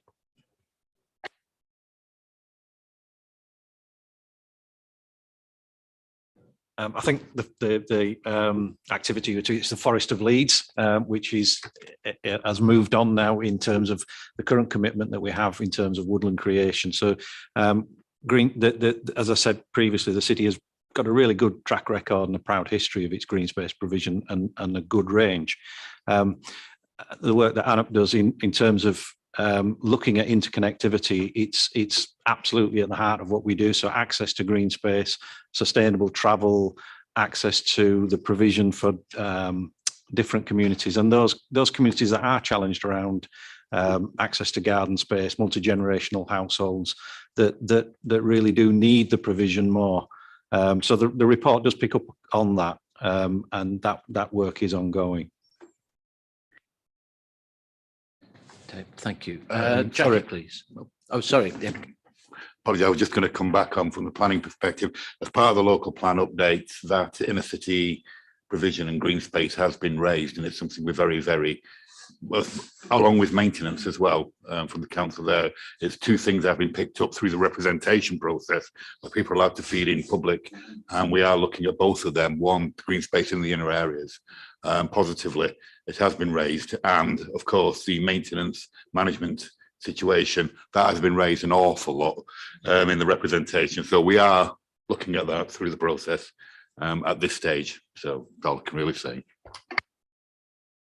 Okay, thank you. Is it on the specific point, Councillor Gruen? Okay, no problem. I'll bring Jackie in then, please. With regards to park and green spaces, I'd just like to just give a comment on that, really, just to say that maintenance of all playgrounds, I think, will become an issue with the small workforce you've got at the moment. I think because of all the cuts, there's 300 playgrounds that need to be maintained and stuff. And I think the workforce is lower down since the last cut. So I think that would be maybe a problem over time for you. And that would worry me. My other thing, I'm glad you brought up food over there in regard to planning. I think for me, children nowadays, some children, if you ask them where milk comes from, let's say from supermarket, our farmers in the area, they do our local food production. And I don't think people actually realise that's where food comes from. We've got a lot of, you know, grade A land that developers want, and this land is for our food. And I think a lot of people forget, you know, where does our food come from? And we are, you know, our population is getting a lot bigger, which I do know, but our food needs to be protected and where it comes from. And I'd like to just ask, is there a policy, this for my own benefit, it's not really, because it coincides with everybody, children, families, you know, everybody, where food comes from. And is our farms protected? Is our land protected in that sense? Or do we have a food policy within Leeds to protect our food and where it comes from? Thank you, Chair. Thank you for your question. I think planning itself as an activity can't present policies around food production, particularly given the food miles that we have and where the food comes from in our supermarkets. What planning can do, though, is to protect the land upon which food is grown. And one of the key policy areas we have in Leeds is a green belt policy. And one of the focuses of that policy is to keep the land open and protected from development. So the main urban area of Leeds is surrounded by open countryside, most of which is designated as statutory green belt. And under that green belt policy, the intention is to keep the land open and to protect that land from development, which in turn retains the agricultural nature of that land so that food production can be achieved. What we're trying to do through the site allocation work and the local plan update is just to go even further where we can in policy to say a justification for the retention of land, particularly within the urban area, should be for food production. So we're trying to increase the status, if you like, of the land that we have set aside for green space to provide the opportunities for allotment gardens that Councillor Illingworth has referred to, as well as amenity purposes. So planning has a role in protecting the land, but as a technical activity, there's nothing in national planning guidance which says planning should have policies about food miles. That isn't because we don't think it's important locally, it's just how the system has been set up nationally. But the policies that we have are seeking to achieve that by protecting the land and its openness, particularly with regard to greenbelt, if that's helpful. I don't know if Anna P wanted to add anything. It's a strangest thing. I agree with everything else that Dave said, but it's the other thing is, one of the suggestions during the representation process was, why don't you do micro orchards on this bit of brownfield land? And again, our response would be, yeah, go for it. If someone comes in and wants to put an orchard on a bit of brownfield land, we'll say yes, almost certainly, etc., etc. So we are very keen on food production, but it is quite, in response to. So if someone puts an application in, we'll almost always certainly say yes. 2 weeks ago, I sat with the university looking at geothermal energy and vertical growing using old mine shafts. And that was interesting. But again, when people are asking about planning, well, yeah, great, go for it. We're not on the way where we're into sustainability and climate change, local food production, all the good things. We're unlikely to say no to positive initiatives like that will create a sustainable culture where people don't have to travel as far for food. That's definitely what we're in, we're promoting. Thank you. Kate is next, please. Thank you. You have to forgive me because I don't have a huge amount of knowledge of planning. Probably my main experiences of it would be objecting to 2 applications locally and being involved in an application for Village Green on a parcel of land behind Gledhow Primary School, which was expanded to 3 forms of entry, which was quite a costly exercise for the local authority at the time. But there's a few things just listening to all the discussions that have occurred to me, really. One of the things that occurred to me is we've talked about accessibility of green space and the difficulties, obviously, for people, particularly in inner city areas. But I've also been thinking about safety issues around some of these green spaces, because I was thinking about that particular parcel of land, and before it was reclaimed by the school to facilitate the expansion, it was essentially a fairly unpleasant parcel of land, but which was clearly used by some members of the community, which led to the application for the village green, which ultimately failed. But it wasn't a safe space, it wasn't a pleasant space, and some people did use it out of convenience because it was so local to the Brackenwood estate. And unfortunately, in some respects, it was being abused by some people as a dog toilet. But we have lots of fantastic green spaces, and they really vary, I think, in terms of maybe safety. And I don't know if this is more a parks and countryside sort of area or a planning area, but just thinking about, because I think a lot of people don't actually like their children to go too far to play either. So a lot of children play more on the street now, and how can we make sure that some of our green spaces not only are sort of maintained well in terms of the play equipment, but also are safe spaces that parents feel happy for their children to maybe go to unaccompanied if they're of an appropriate age, or that they want to go to with their children. So how can we sort of build that into our planning and our parks and countryside? I'm sure we do already, but how can we improve that? And also on the planning side of things, I mean, it seems I remember going through I'm a solicitor by profession, and I found it confusing. It's so fragmented. There are so many different documents that you need to reference. But I remember in my particular objections referencing concerns around the proposals which I felt were inconsistent with child-friendly Leeds and specific issues in those instances.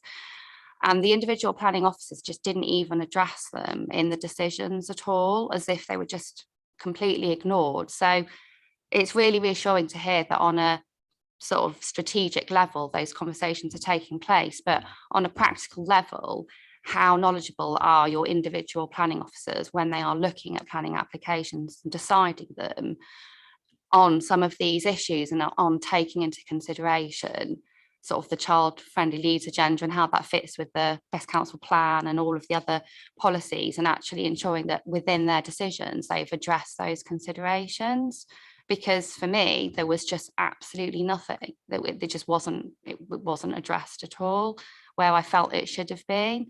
So they're just some observations really from my own experiences, but it's obviously really encouraging to hear that these sort of cross departmental conversations are beginning to take place, because certainly my experience from the Gledhow Primary School was that I think if maybe better conversations had taken place, some of the difficulties that arose in that particular case might have been avoided. And also just thinking about what's been said as well about schools. So in the case of Gledhow Primary School, they were able to reclaim that land that had originally been part of the school historically for the expansion, and they've now got fantastic grounds and facilities, but they do have some challenges in terms of the topography and things. But then I don't think the funding's then being available or made available to really enhance that space and make it available to other schools in the local area to use. So there are other primary schools in the area, and I mean, it's not that far from some of the inner city areas where they don't have any space, and that is an amazing space that could be utilised for the benefit of other schools, but also maybe outside of school hours for local community groups and things. And I think we maybe do need to think a bit more creatively about how we use some of that space. And obviously there are lots of financial challenges to that and other challenges, but it's been interesting to hear the discussions, and I think there's definitely lots of scope and room for kind of improvements and building on what we're already doing and enhancing provision and things. So thank you. Yeah, Mr. Feeney. Thank you, Chair. Thank you for your comments. I'm sorry you've not had a positive planning experience. It's difficult for me to comment on the detail without knowing this particular application. But what I would say is my officers are fully across and fully aware of the Best Council plan and the drivers within, including child friendly. I'm sorry if that wasn't apparent in this particular case. I mean, that through the planning process in dealing with individual planning applications on the merits. It's about the nature of the proposal being considered within the context of the adopted development plan, and then in any other material consideration, and then a process of giving weight to those different policy considerations or whatever those material considerations are. So that's the process they have to work through, and that should be clearly articulated in the officer report when that's either delegated or goes through to a plans panel. But I'd be happy to discuss that case outside of this meeting to give some insights if that would help. In terms of green spaces and security and safety, I think the point you've made is a point well made. I mean, from a planning point of view, it's difficult to retrofit existing spaces that are there. So it's probably a matter for colleagues in Parks and Countryside where they're maintaining those spaces. But in terms of new spaces, as applications are delegated through the system or go through to our plans panels, we have a lot of vigorous debate about the quality, the location, the disposition of green space in relation to placemaking and the development footprint, be it for housing or employment or whatever it's for. And one of the key considerations there is around natural surveillance, issues around security, lighting, usability, quality. All of those factors go into that mix to ensure we get the best outcome we can when balanced against all of the other policy matters that we're dealing with. We have a policy document, and you mentioned the complexity of different documents, but one of the documents we have is called Neighbourhoods for Living, and that has within it some quite detailed passages around placemaking and looking at these matters in some detail.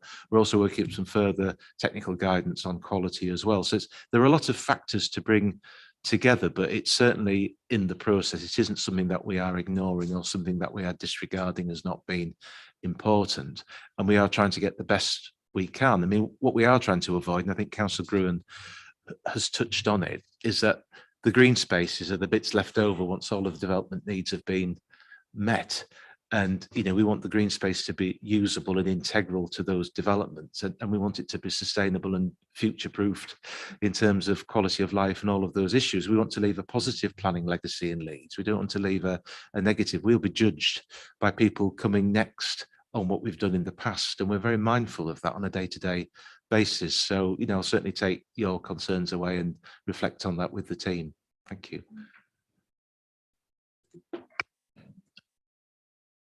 To pick up on the maintenance issues, it's certainly access and safety is one of the considerations that we look when we do our internal assessments. The Leeds Quality Park assessment model includes an assessment of community safety as part of that assessment. So we are, whilst we look at what's actually there now, in terms of future development, we'd look at improvement. So how can we improve security, passive security oversight, natural surveillance, and actually the dilemmas between desire, because if you think of a ball court, we've 24, I think, no, 39 in the city. I'm checking notes.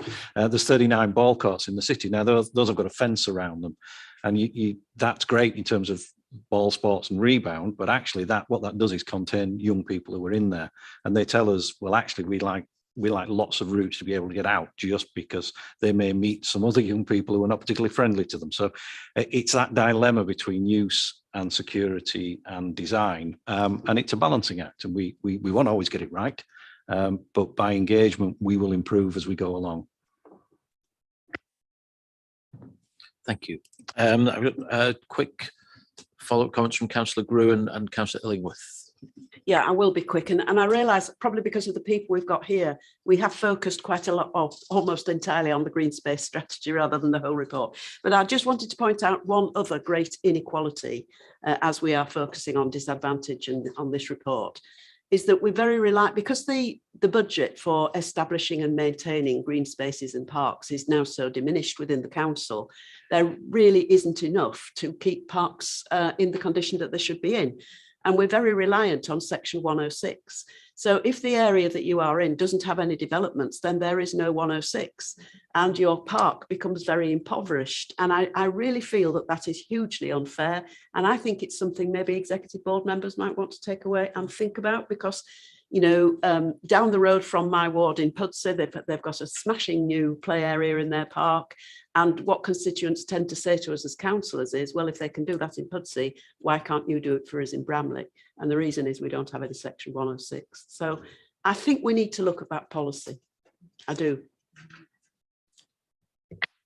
Thank you. Councillor Illingworth. Yes, Chair. The difficulty which we haven't really cracked is land value. The fact remains that if you're going to put a block of 24-storey flats, you're looking at a really attractive land value from a developer's point of view. If you're looking at providing a playing pitch, you're not going to get the corresponding income and difficult to afford it. It's an intractable problem. I'm delighted people are worried about this and hopefully come up with some solutions, but it is fiendishly difficult to provide adequately for green space in the inner city, because you're working against a century of capital appreciation, and the land is just so valuable that it's difficult to justify the use that we want to make of it. Nevertheless, we should try. I can see some prospect of doing it with vertical farming and intensive production inside inner city buildings. I have presently no solution to the playing pitch problem, because you need so much to remedy the deficiency that it's really going to be very difficult to do. But thinking outside the box is what's needed. I would be delighted if people were applying themselves to this problem and trying to work out how best to provide for kids in Burley or the whole of the sort of inner end of Leeds, when there's nothing on the site in the inner city and it's 5 miles to the nearest open countryside. It's really a difficult problem. We have to solve it, but it's going to need a revolution in thinking, I think, to make that provision effective for every child. I mean, that's the difficulty. You do it for one or two, but doing it for the whole child population is a big challenge, but worth taking on. Yeah, thank you, Councillor Illingworth. So just before I ask for final comments from the contributors, I just wanted to make a comment to try and tie some of this together and bring it right back to the child poverty strategy, which is what this is about. And for me, and I suspect most of us around this table, improving outcomes for children and young people was what drove me to get into politics in the first place. I wasn't particularly passionate about planning when I got into politics and joined the council, but I've come to realise how important it is and how powerful it can be in driving forward this agenda. And that's really the key purpose for today's conversation and for having the voices around the table that we've got. And I take on board absolutely the comments Councillor Venner made in her introduction about the current situation with poverty and the difficult situations people are in. But I'm sure you'd accept as well, it's not a new problem. It's particularly exacerbated at the moment, but we've had a substantial number of children living in poverty in our city in certain parts for a long time, and it's deep rooted. And my view is the planning process, parks and countryside, all of these other departments have got a key role in solving those long-standing issues. And so I think the challenge I'd put on behalf of the board is really welcome the fact that you're here and taking part, really welcome that there's good dialogue between children's services and planning and parks and countryside. But I think we've barely scratched the surface, and I'd like to see it go much further. And it has to be a two-way street. It's not just about planning engaging in children's services and education. It's actually about children's services recognising actually to really tackle some of these deep-rooted problems, we need to find a way as children's services to get involved in those processes, in policies, if necessary, in specific planning applications where we're saying, no, that isn't good enough for children and young people, that's going to exacerbate problems, or there's an opportunity to solve long-standing issues. And so I think that's in, and we've got the recommendation to note the reports, really welcome the report, but I think that's a challenge I would make to all of you to go away and think about how can we use these processes and policies to really tackle this agenda. And it's good that we've made a good start, but I think there's much more that we can do. So I just welcome any final comments you've got to wrap up with what Councillor Illingworth and Gruen have said and on those thoughts. Thank you. And yes, I'd like to reiterate your thanks to people from planning and parks and countryside for being here. It's been very refreshing. I also feel that it does fit with, although I absolutely accept your challenge and gave an example earlier of where there hadn't been good links, I think having you here fits with the ethos of child-friendly Leeds, which is 10 this year. And the whole concept behind child-friendly Leeds was about the whole city coming together to make Leeds a great place for children to grow up in, and it not only being the responsibility of children's services to provide a good place for children to live and to grow up. So I think for a long time we have had that kind of cross-council and cross-city approach to, to support for children and delivering our children and people's plan. And I think it will be really positive going forward if this board more often have people from outside our immediate world, because it has been really refreshing today and it's made the discussion very different and made us look at a long-standing issue from a different angle. So thank you all for your contributions, and thank you particularly for being with us today. Thanks.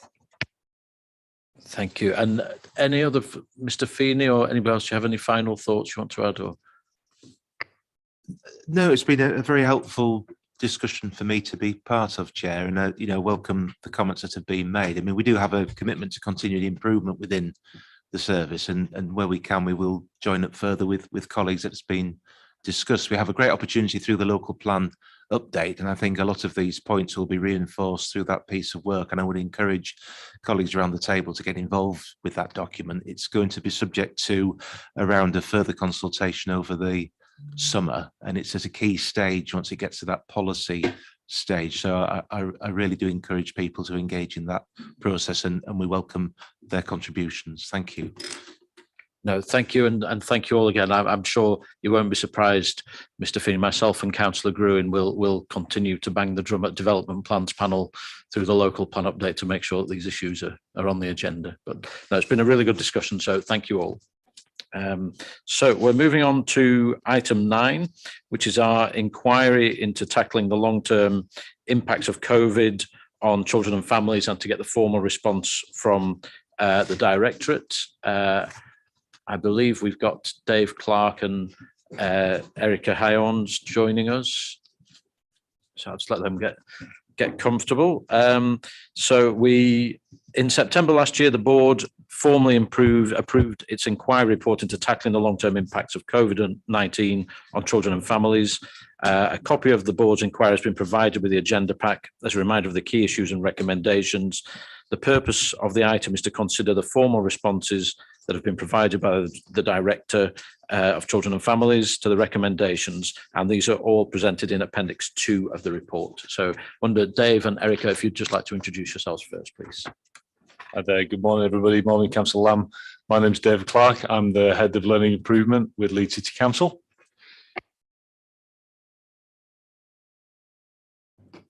Morning everyone, I'm Erica Hyers, the 0 to 19 lead for Leeds City Council.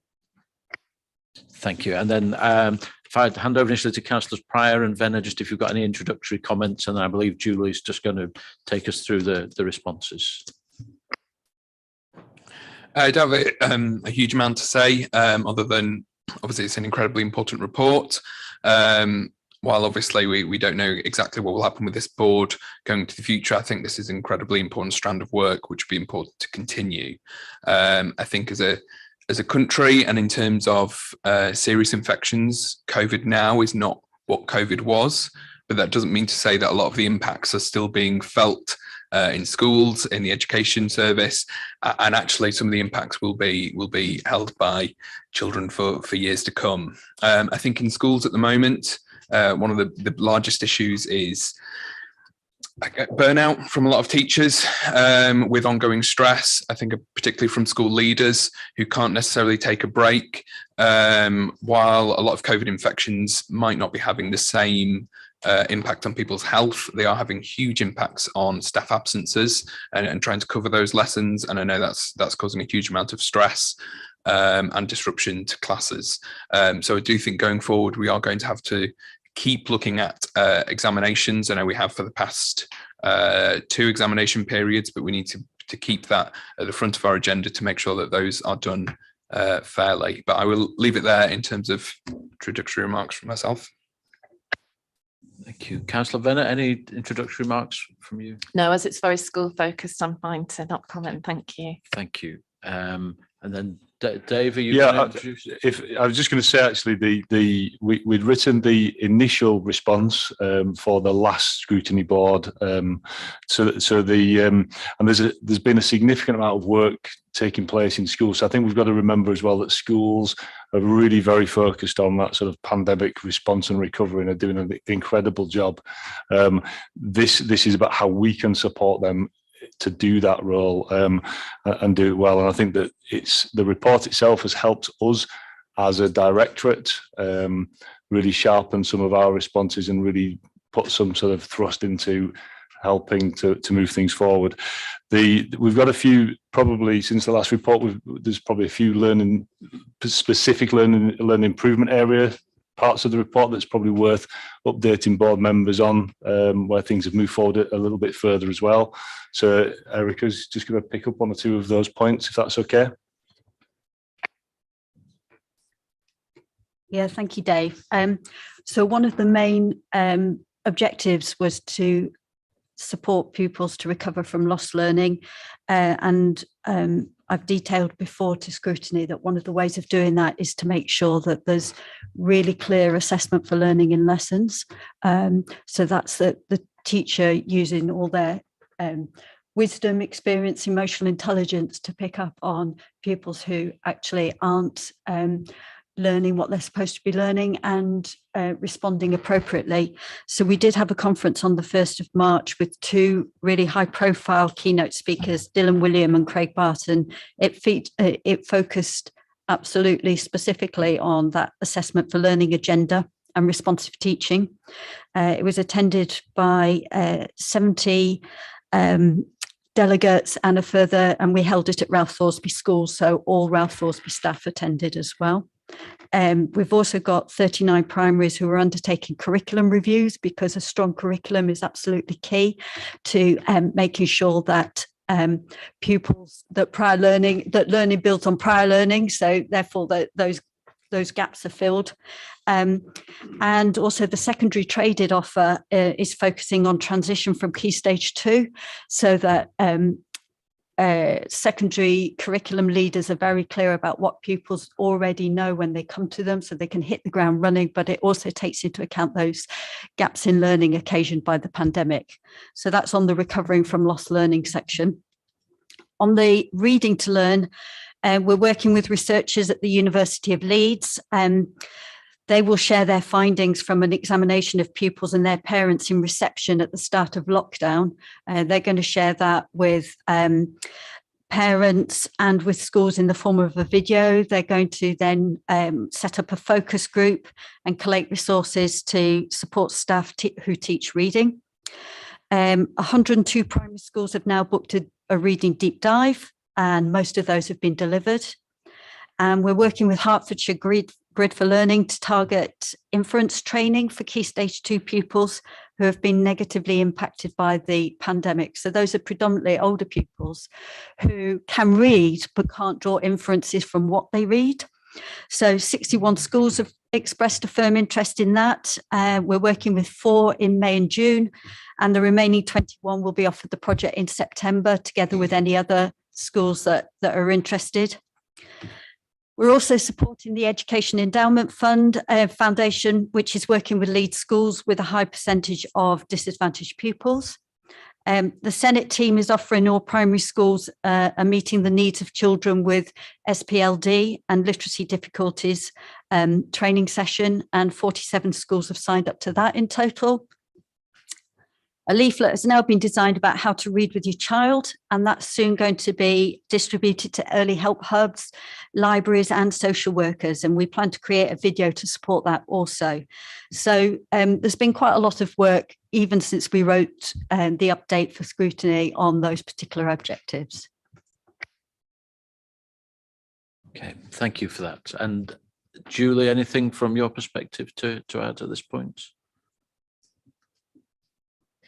Not really, I suppose, only other than to say that we continue to see the increased demand, certainly through the front door. I think last week, was our highest number of contacts and referrals. So I think we're seeing the increased demand, but we're also seeing the complexity of demand, and a lot of that being related to the pandemic, some of the issues that we've already talked about in terms of poverty. So I suppose I just want to highlight that, I think this has already been said, I don't think we really fully appreciate actually the impact yet on children and families and communities, some of the issues that we've talked about previously in terms of social, emotional, mental health, isolation. I think that's still an emerging picture. And I think that's why, again, some of the things that we've talked about previously in terms of early intervention, prevention, the youth work, are absolutely critical and central to our response as we go forward. Yeah, I was just going to say as well, in terms of picking on we're very aware of the social, emotional, mental health issues that young people are facing. In terms of a school agenda, there's also that, lots of issues around head teachers and staff and their mental health and well-being, and their, so priority 4 of the 3 A's has all been around when we've written that, it's all around supporting school leaders, their mental health and well-being, supporting governors to support school leaders so that the school leaders can support their young people in school. So it's that sort of wraparound sort of support for the whole school community, which in effect then supports everybody within that community. We've got we've pleased now that we've appointed to a new head teacher support service. So the current post holders are finishing, but we've actually recruited to that and continuing the service and making that a more strategic role to try and bring all the different aspects of support that are around locally and nationally for head teacher and staff wellbeing in schools all together in one place, which I think will be a really exciting period of time for us to really support those adults and young people in schools. Thank you. So I'm going to take it that everybody's read the what I would say is a comprehensive response to the inquiry and the recommendations. So the questions really are, does anybody have any issues with any of the particular responses, or are we happy with them? And then it's a matter of monitoring and tracking going forwards. So I'm not seeing any hands going up, which would suggest to me that board members are quite content with the response that we've got, which chimes with my reading of it. So so really that's the main thrust, and it is just a matter of adding it to our work schedule for next year to monitor and track. And I suspect this is something that the board and its successors will need to keep monitoring for a considerable amount of time to come. Councillor Stevenson. Agree with what you just said, Chair. Just a quick question on what we are monitoring. Because in all the conversations we've been having about how low attainment and disadvantage collides, and what effort goes into ensuring that that cohort reach the expected standard.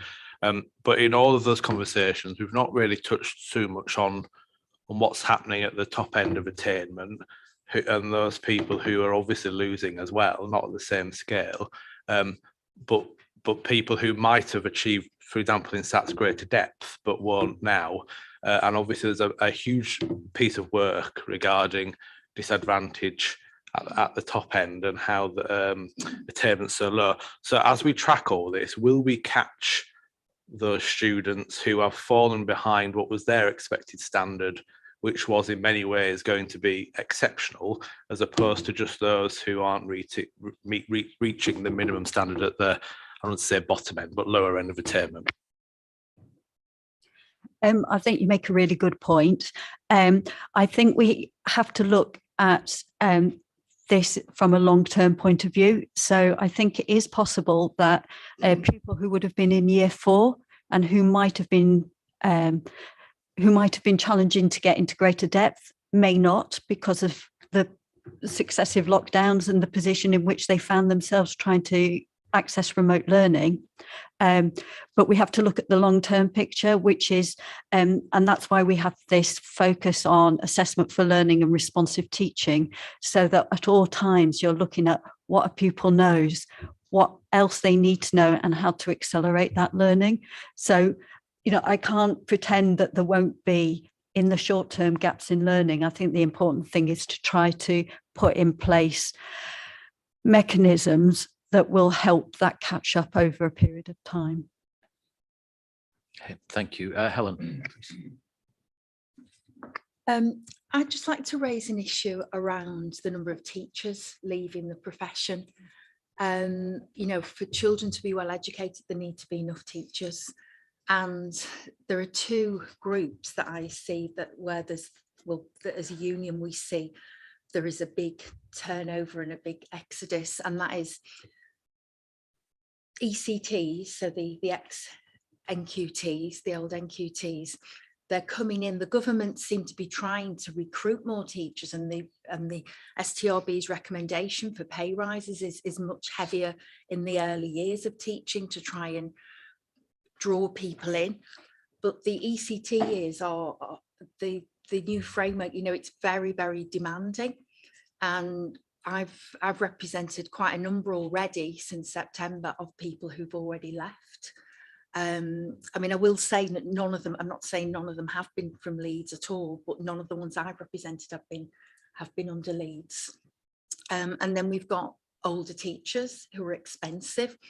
Many of them are women, and many of them are maybe going through the menopause and not being supported at this time when, you know, they should be valued, they need to be retained. And there's just this kind of quick fix, you know, there's a teacher struggling, rather than really support and invest and retain that person. I mean, whether they have been in teaching for years or whether they've, you know, the country have paid for I know there's loans, but still there's an initial output for those ECTs. And I just think there's a massive issue here of just an exodus and not maintaining teachers who also, I'm just thinking of an individual case. There was a teacher who taught my children in a high school, and fantastic results. She was well respected. But from speaking to her, because I got to know her personally, the way she taught just didn't fit the picture that the interim head wanted to see. She was popular, she was good at her job, she got good results, the children enjoyed being in her class. And it's just that kind of attitude and teachers being seen as disposable when they really need to be retained and valued at this time for them, but mainly for the children, the pupils. Okay, thanks, Helen. And is that something you feel that we should be tracking as part of this? Okay.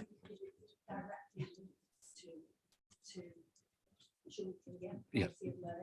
And is that something that we can monitor as part?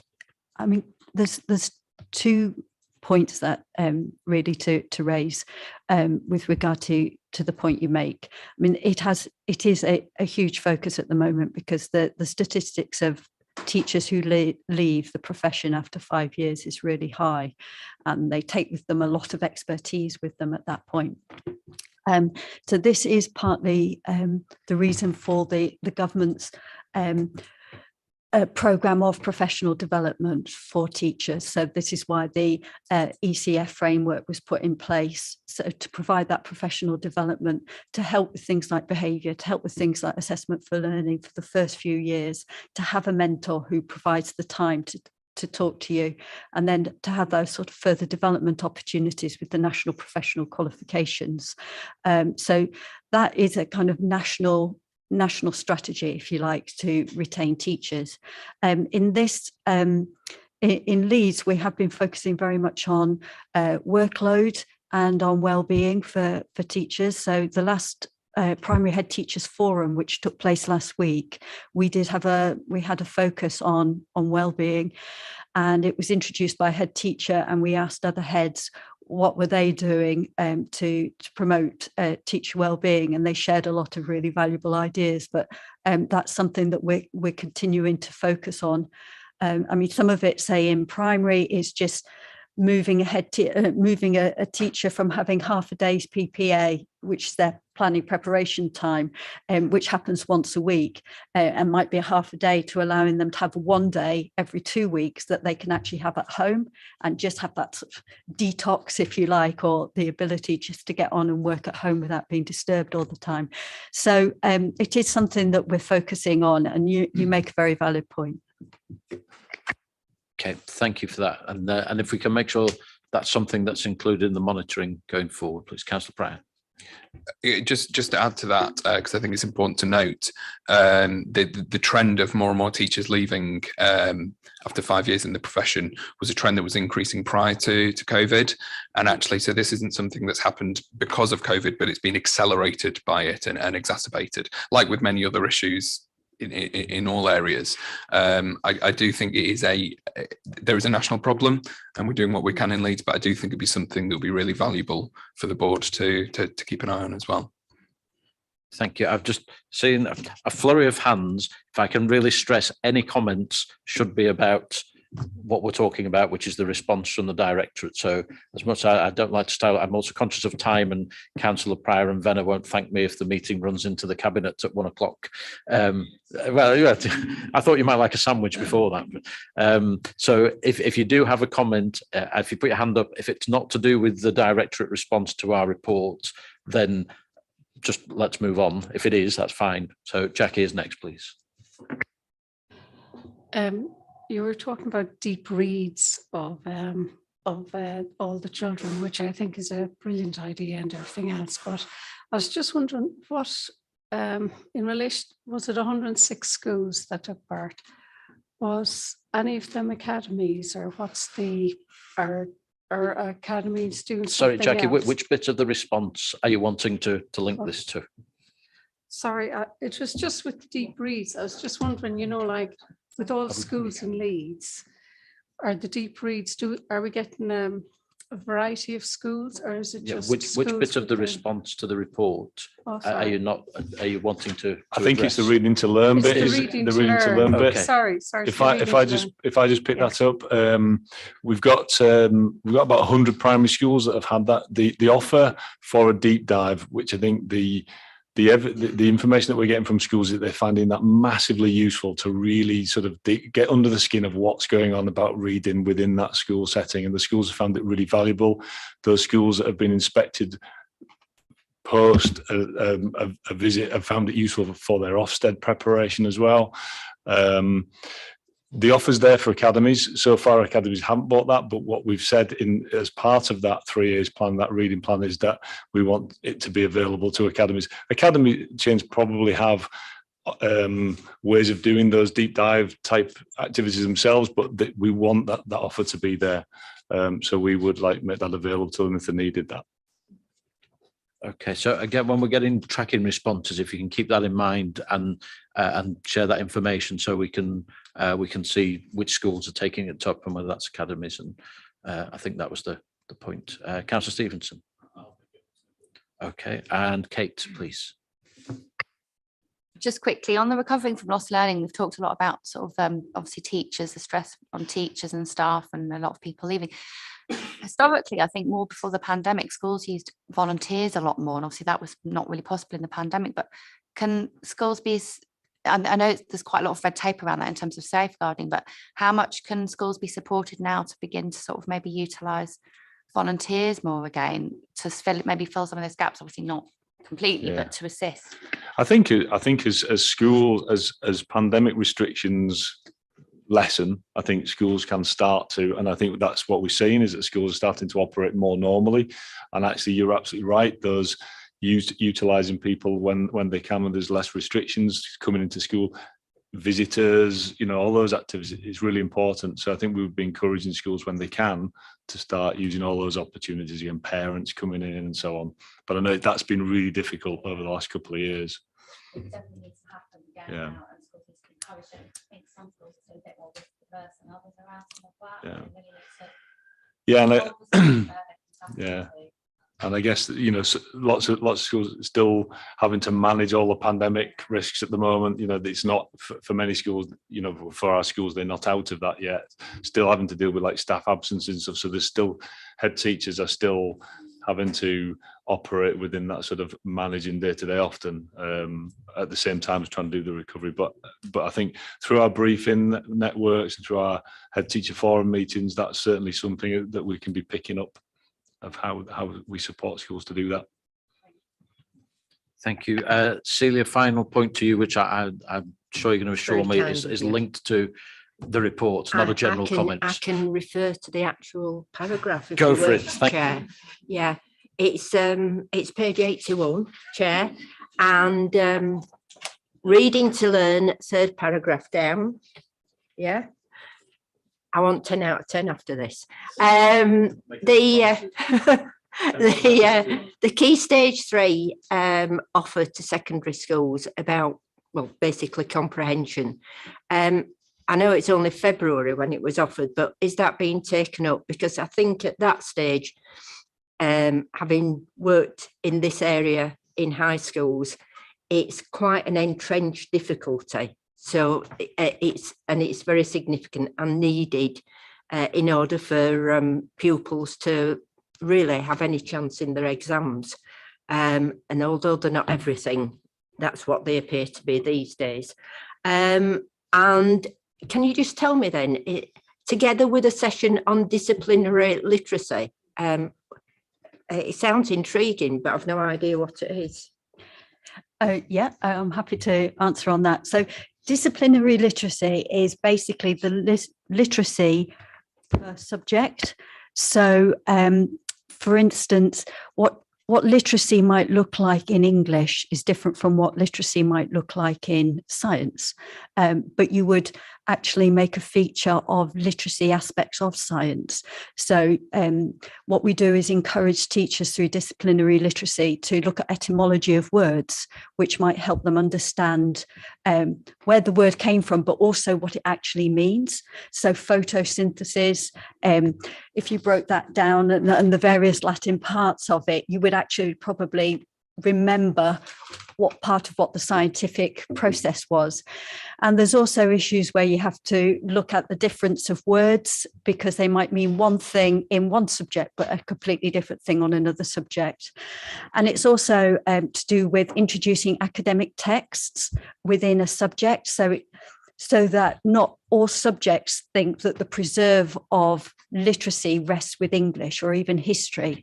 So there's no reason why you can't have in science a text on a particular scientist or something about CERN or etc. So that's disciplinary literacy. And you're absolutely right. We did a session about that with our senior leaders about 6 weeks ago, I think it was.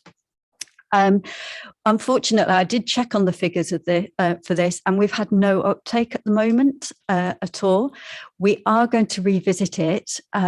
Interestingly enough, I'm an Ofsted inspector, and we had to do some pre-reading before the conference, which is tomorrow. And the pre-reading was on reading for older pupils. So we have a whole session on that tomorrow, and there's nothing like Ofsted to try and get people going. So we will relaunch that initiative, and do a follow-up session with senior leaders about the things that come out of the Ofsted conference, and hopefully that will reignite a bit more passion for having to deal with struggling readers, because as you say, the ability to read and decode and read fluently is absolutely key to accessing the curriculum. Thank you for that. I'll give you a 9 for being creative, Celia. Okay, so I'm taking it that the board are happy with the response to the inquiry, that we'll accept that, and that's something that we're going to monitor as a board going forward. So is everyone in agreement with that? Good. Thank you. So we're moving on now to item 10, which is the SACRA annual report. This comes to us because every school in England must include religious education as part of its curriculum, and every local authority must appoint a standing advisory committee for religious education known as SACRA to support this provision.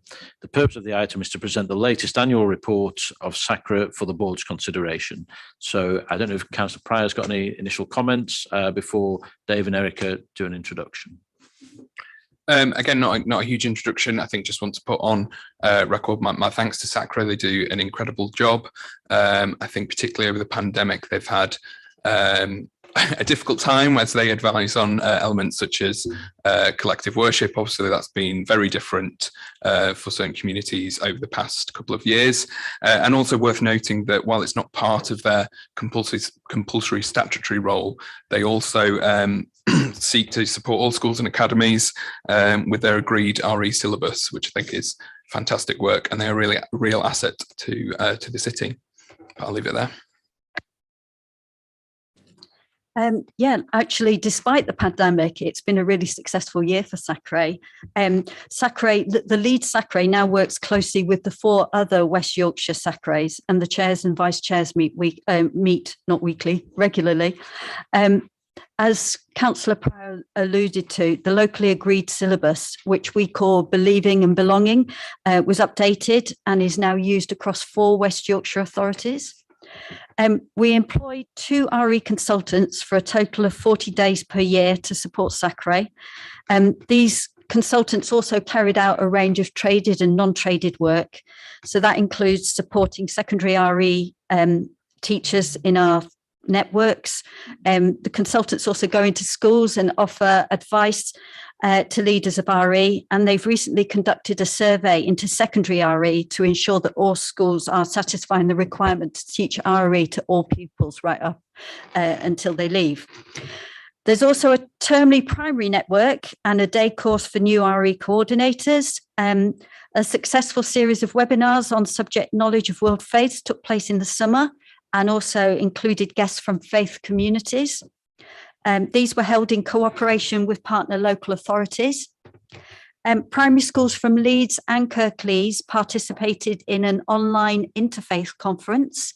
So that was a morning of learning and activities focused on the importance and deeper meanings of well-known spring festivals. It was followed by afternoon sessions on Zooms to give pupils the chance to meet and question faith representatives from Christian, Muslim, Hindu, Sikh and Jewish communities. So free training is offered to faith communities in order to inform them of the requirements of the Leeds RE syllabus and to support them when they're hosting visits from schools. An audit tool and consultancy support has also been made available for promoting tolerance and understanding of different faiths in schools. A grant's been secured which will fund the production of 2 professionally produced films to introduce young people to local faith communities. The first film will focus on a synagogue in Leeds, and the second one will be created in conjunction with the local Sikh community to introduce the Gurdwara. I think one of the best pieces of work carried out by SACRA during the year was to develop an anthology of authentic and diverse faith perspectives on the areas covered in the new relationship, sex and health education curriculum, along with some basic background information. The aims of the anthology were just to offer a range of viewpoints from people of faith about specific areas covered in the RSHE curriculum, and to support those teachers delivering the curriculum with background information, and therefore building knowledge, sensitivity and confidence, whilst also reassuring parents that faith perspectives are being recognised. So I hope that gives you a brief overview of the report, and I'm happy to take any questions. Thank you very much, Erica. So are there any questions or comments on the report? Jackie. I'm really delighted that this is still going forward. Like when I was at school, especially not when I was at school, my children were at school, I think I went to all the different sectors, you know, like with my children, it was a bit like school tour, I suppose, you know, you'd go to all the different sectors. And I found that when the children came back and asked various things, you know, aspects of maybe differences of different aspects of religion, then I had to go and look it up myself because I didn't know. So it kind of is a learning experience for the whole family. And I think it's really worth, you know, I welcome the report. Yeah, and I particularly like the work that the consultants have done this year on training up people hosting visits to their places of worship and making them aware of what's in the RE syllabus. I think that works really well, so that there's kind of alignment between what they're seeing and what they're learning about. Okay, thank you. Any other questions or comments? Yeah, Councillor Gruen. I'd just like to thank Erica for such an excellent summary of the report and congratulate Sacre on such an excellent year, given the circumstances we're all in. Really good piece of news. Thank you, Councillor Gruen. I think they really deserve that, and I'll pass on your thanks. Yeah, I think we'd all echo that. So, any other comments or questions? Yeah, other than to support that, congratulations to Sacre, and thank you very much to Erica for your presentation. And our only recommendation is to note the content and recommendations, and I think we've done that. So thank you.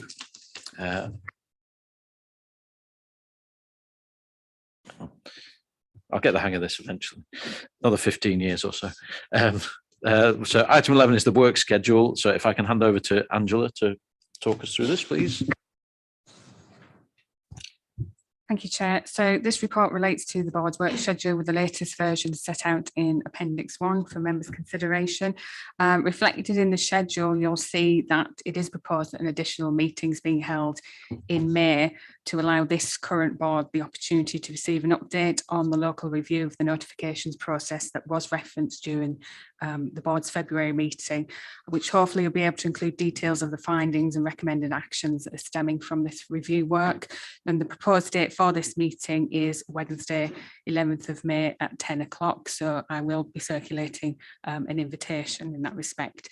It'd also be the intention to use this meeting to share the findings of the recent Ofsted inspection, should the report be published in advance of that meeting. And in relation to the board's inquiry into exclusions, elective home education and off-rolling, given that we are fast approaching the end of this municipal year now, it is proposed that the Scrutiny Board produces a position statement that sets out the preliminary findings of scrutiny based on the evidence that has been considered so far, as well as reflecting on what further considerations may be warranted by the successor board, such as monitoring any recommended actions stemming from the recent Ofsted inspection. So the aim would be to bring this interim report to the board's additional meeting in May as well for approval. Thank you, Chair. No, thank you, Angela. So everybody happy with the approach outlined by Angela? Councillor Venner.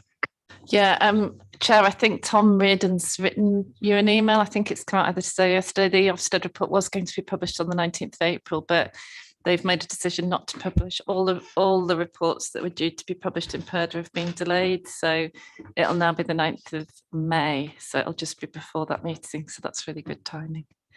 Thank you. Okay, so the final item is item 12, date and time of the next meeting, which will be the 11th of May at the usual time, 10 o'clock, with a pre-meeting at 9:45. So if I don't think any of our members are standing for election this year, as far as I know, but I'm sure. Oh, Councillor Bithell is chair. Oh, Councillor. Yeah.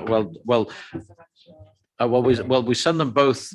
I have to be careful how to say good wishes for not necessarily good luck, but good wishes.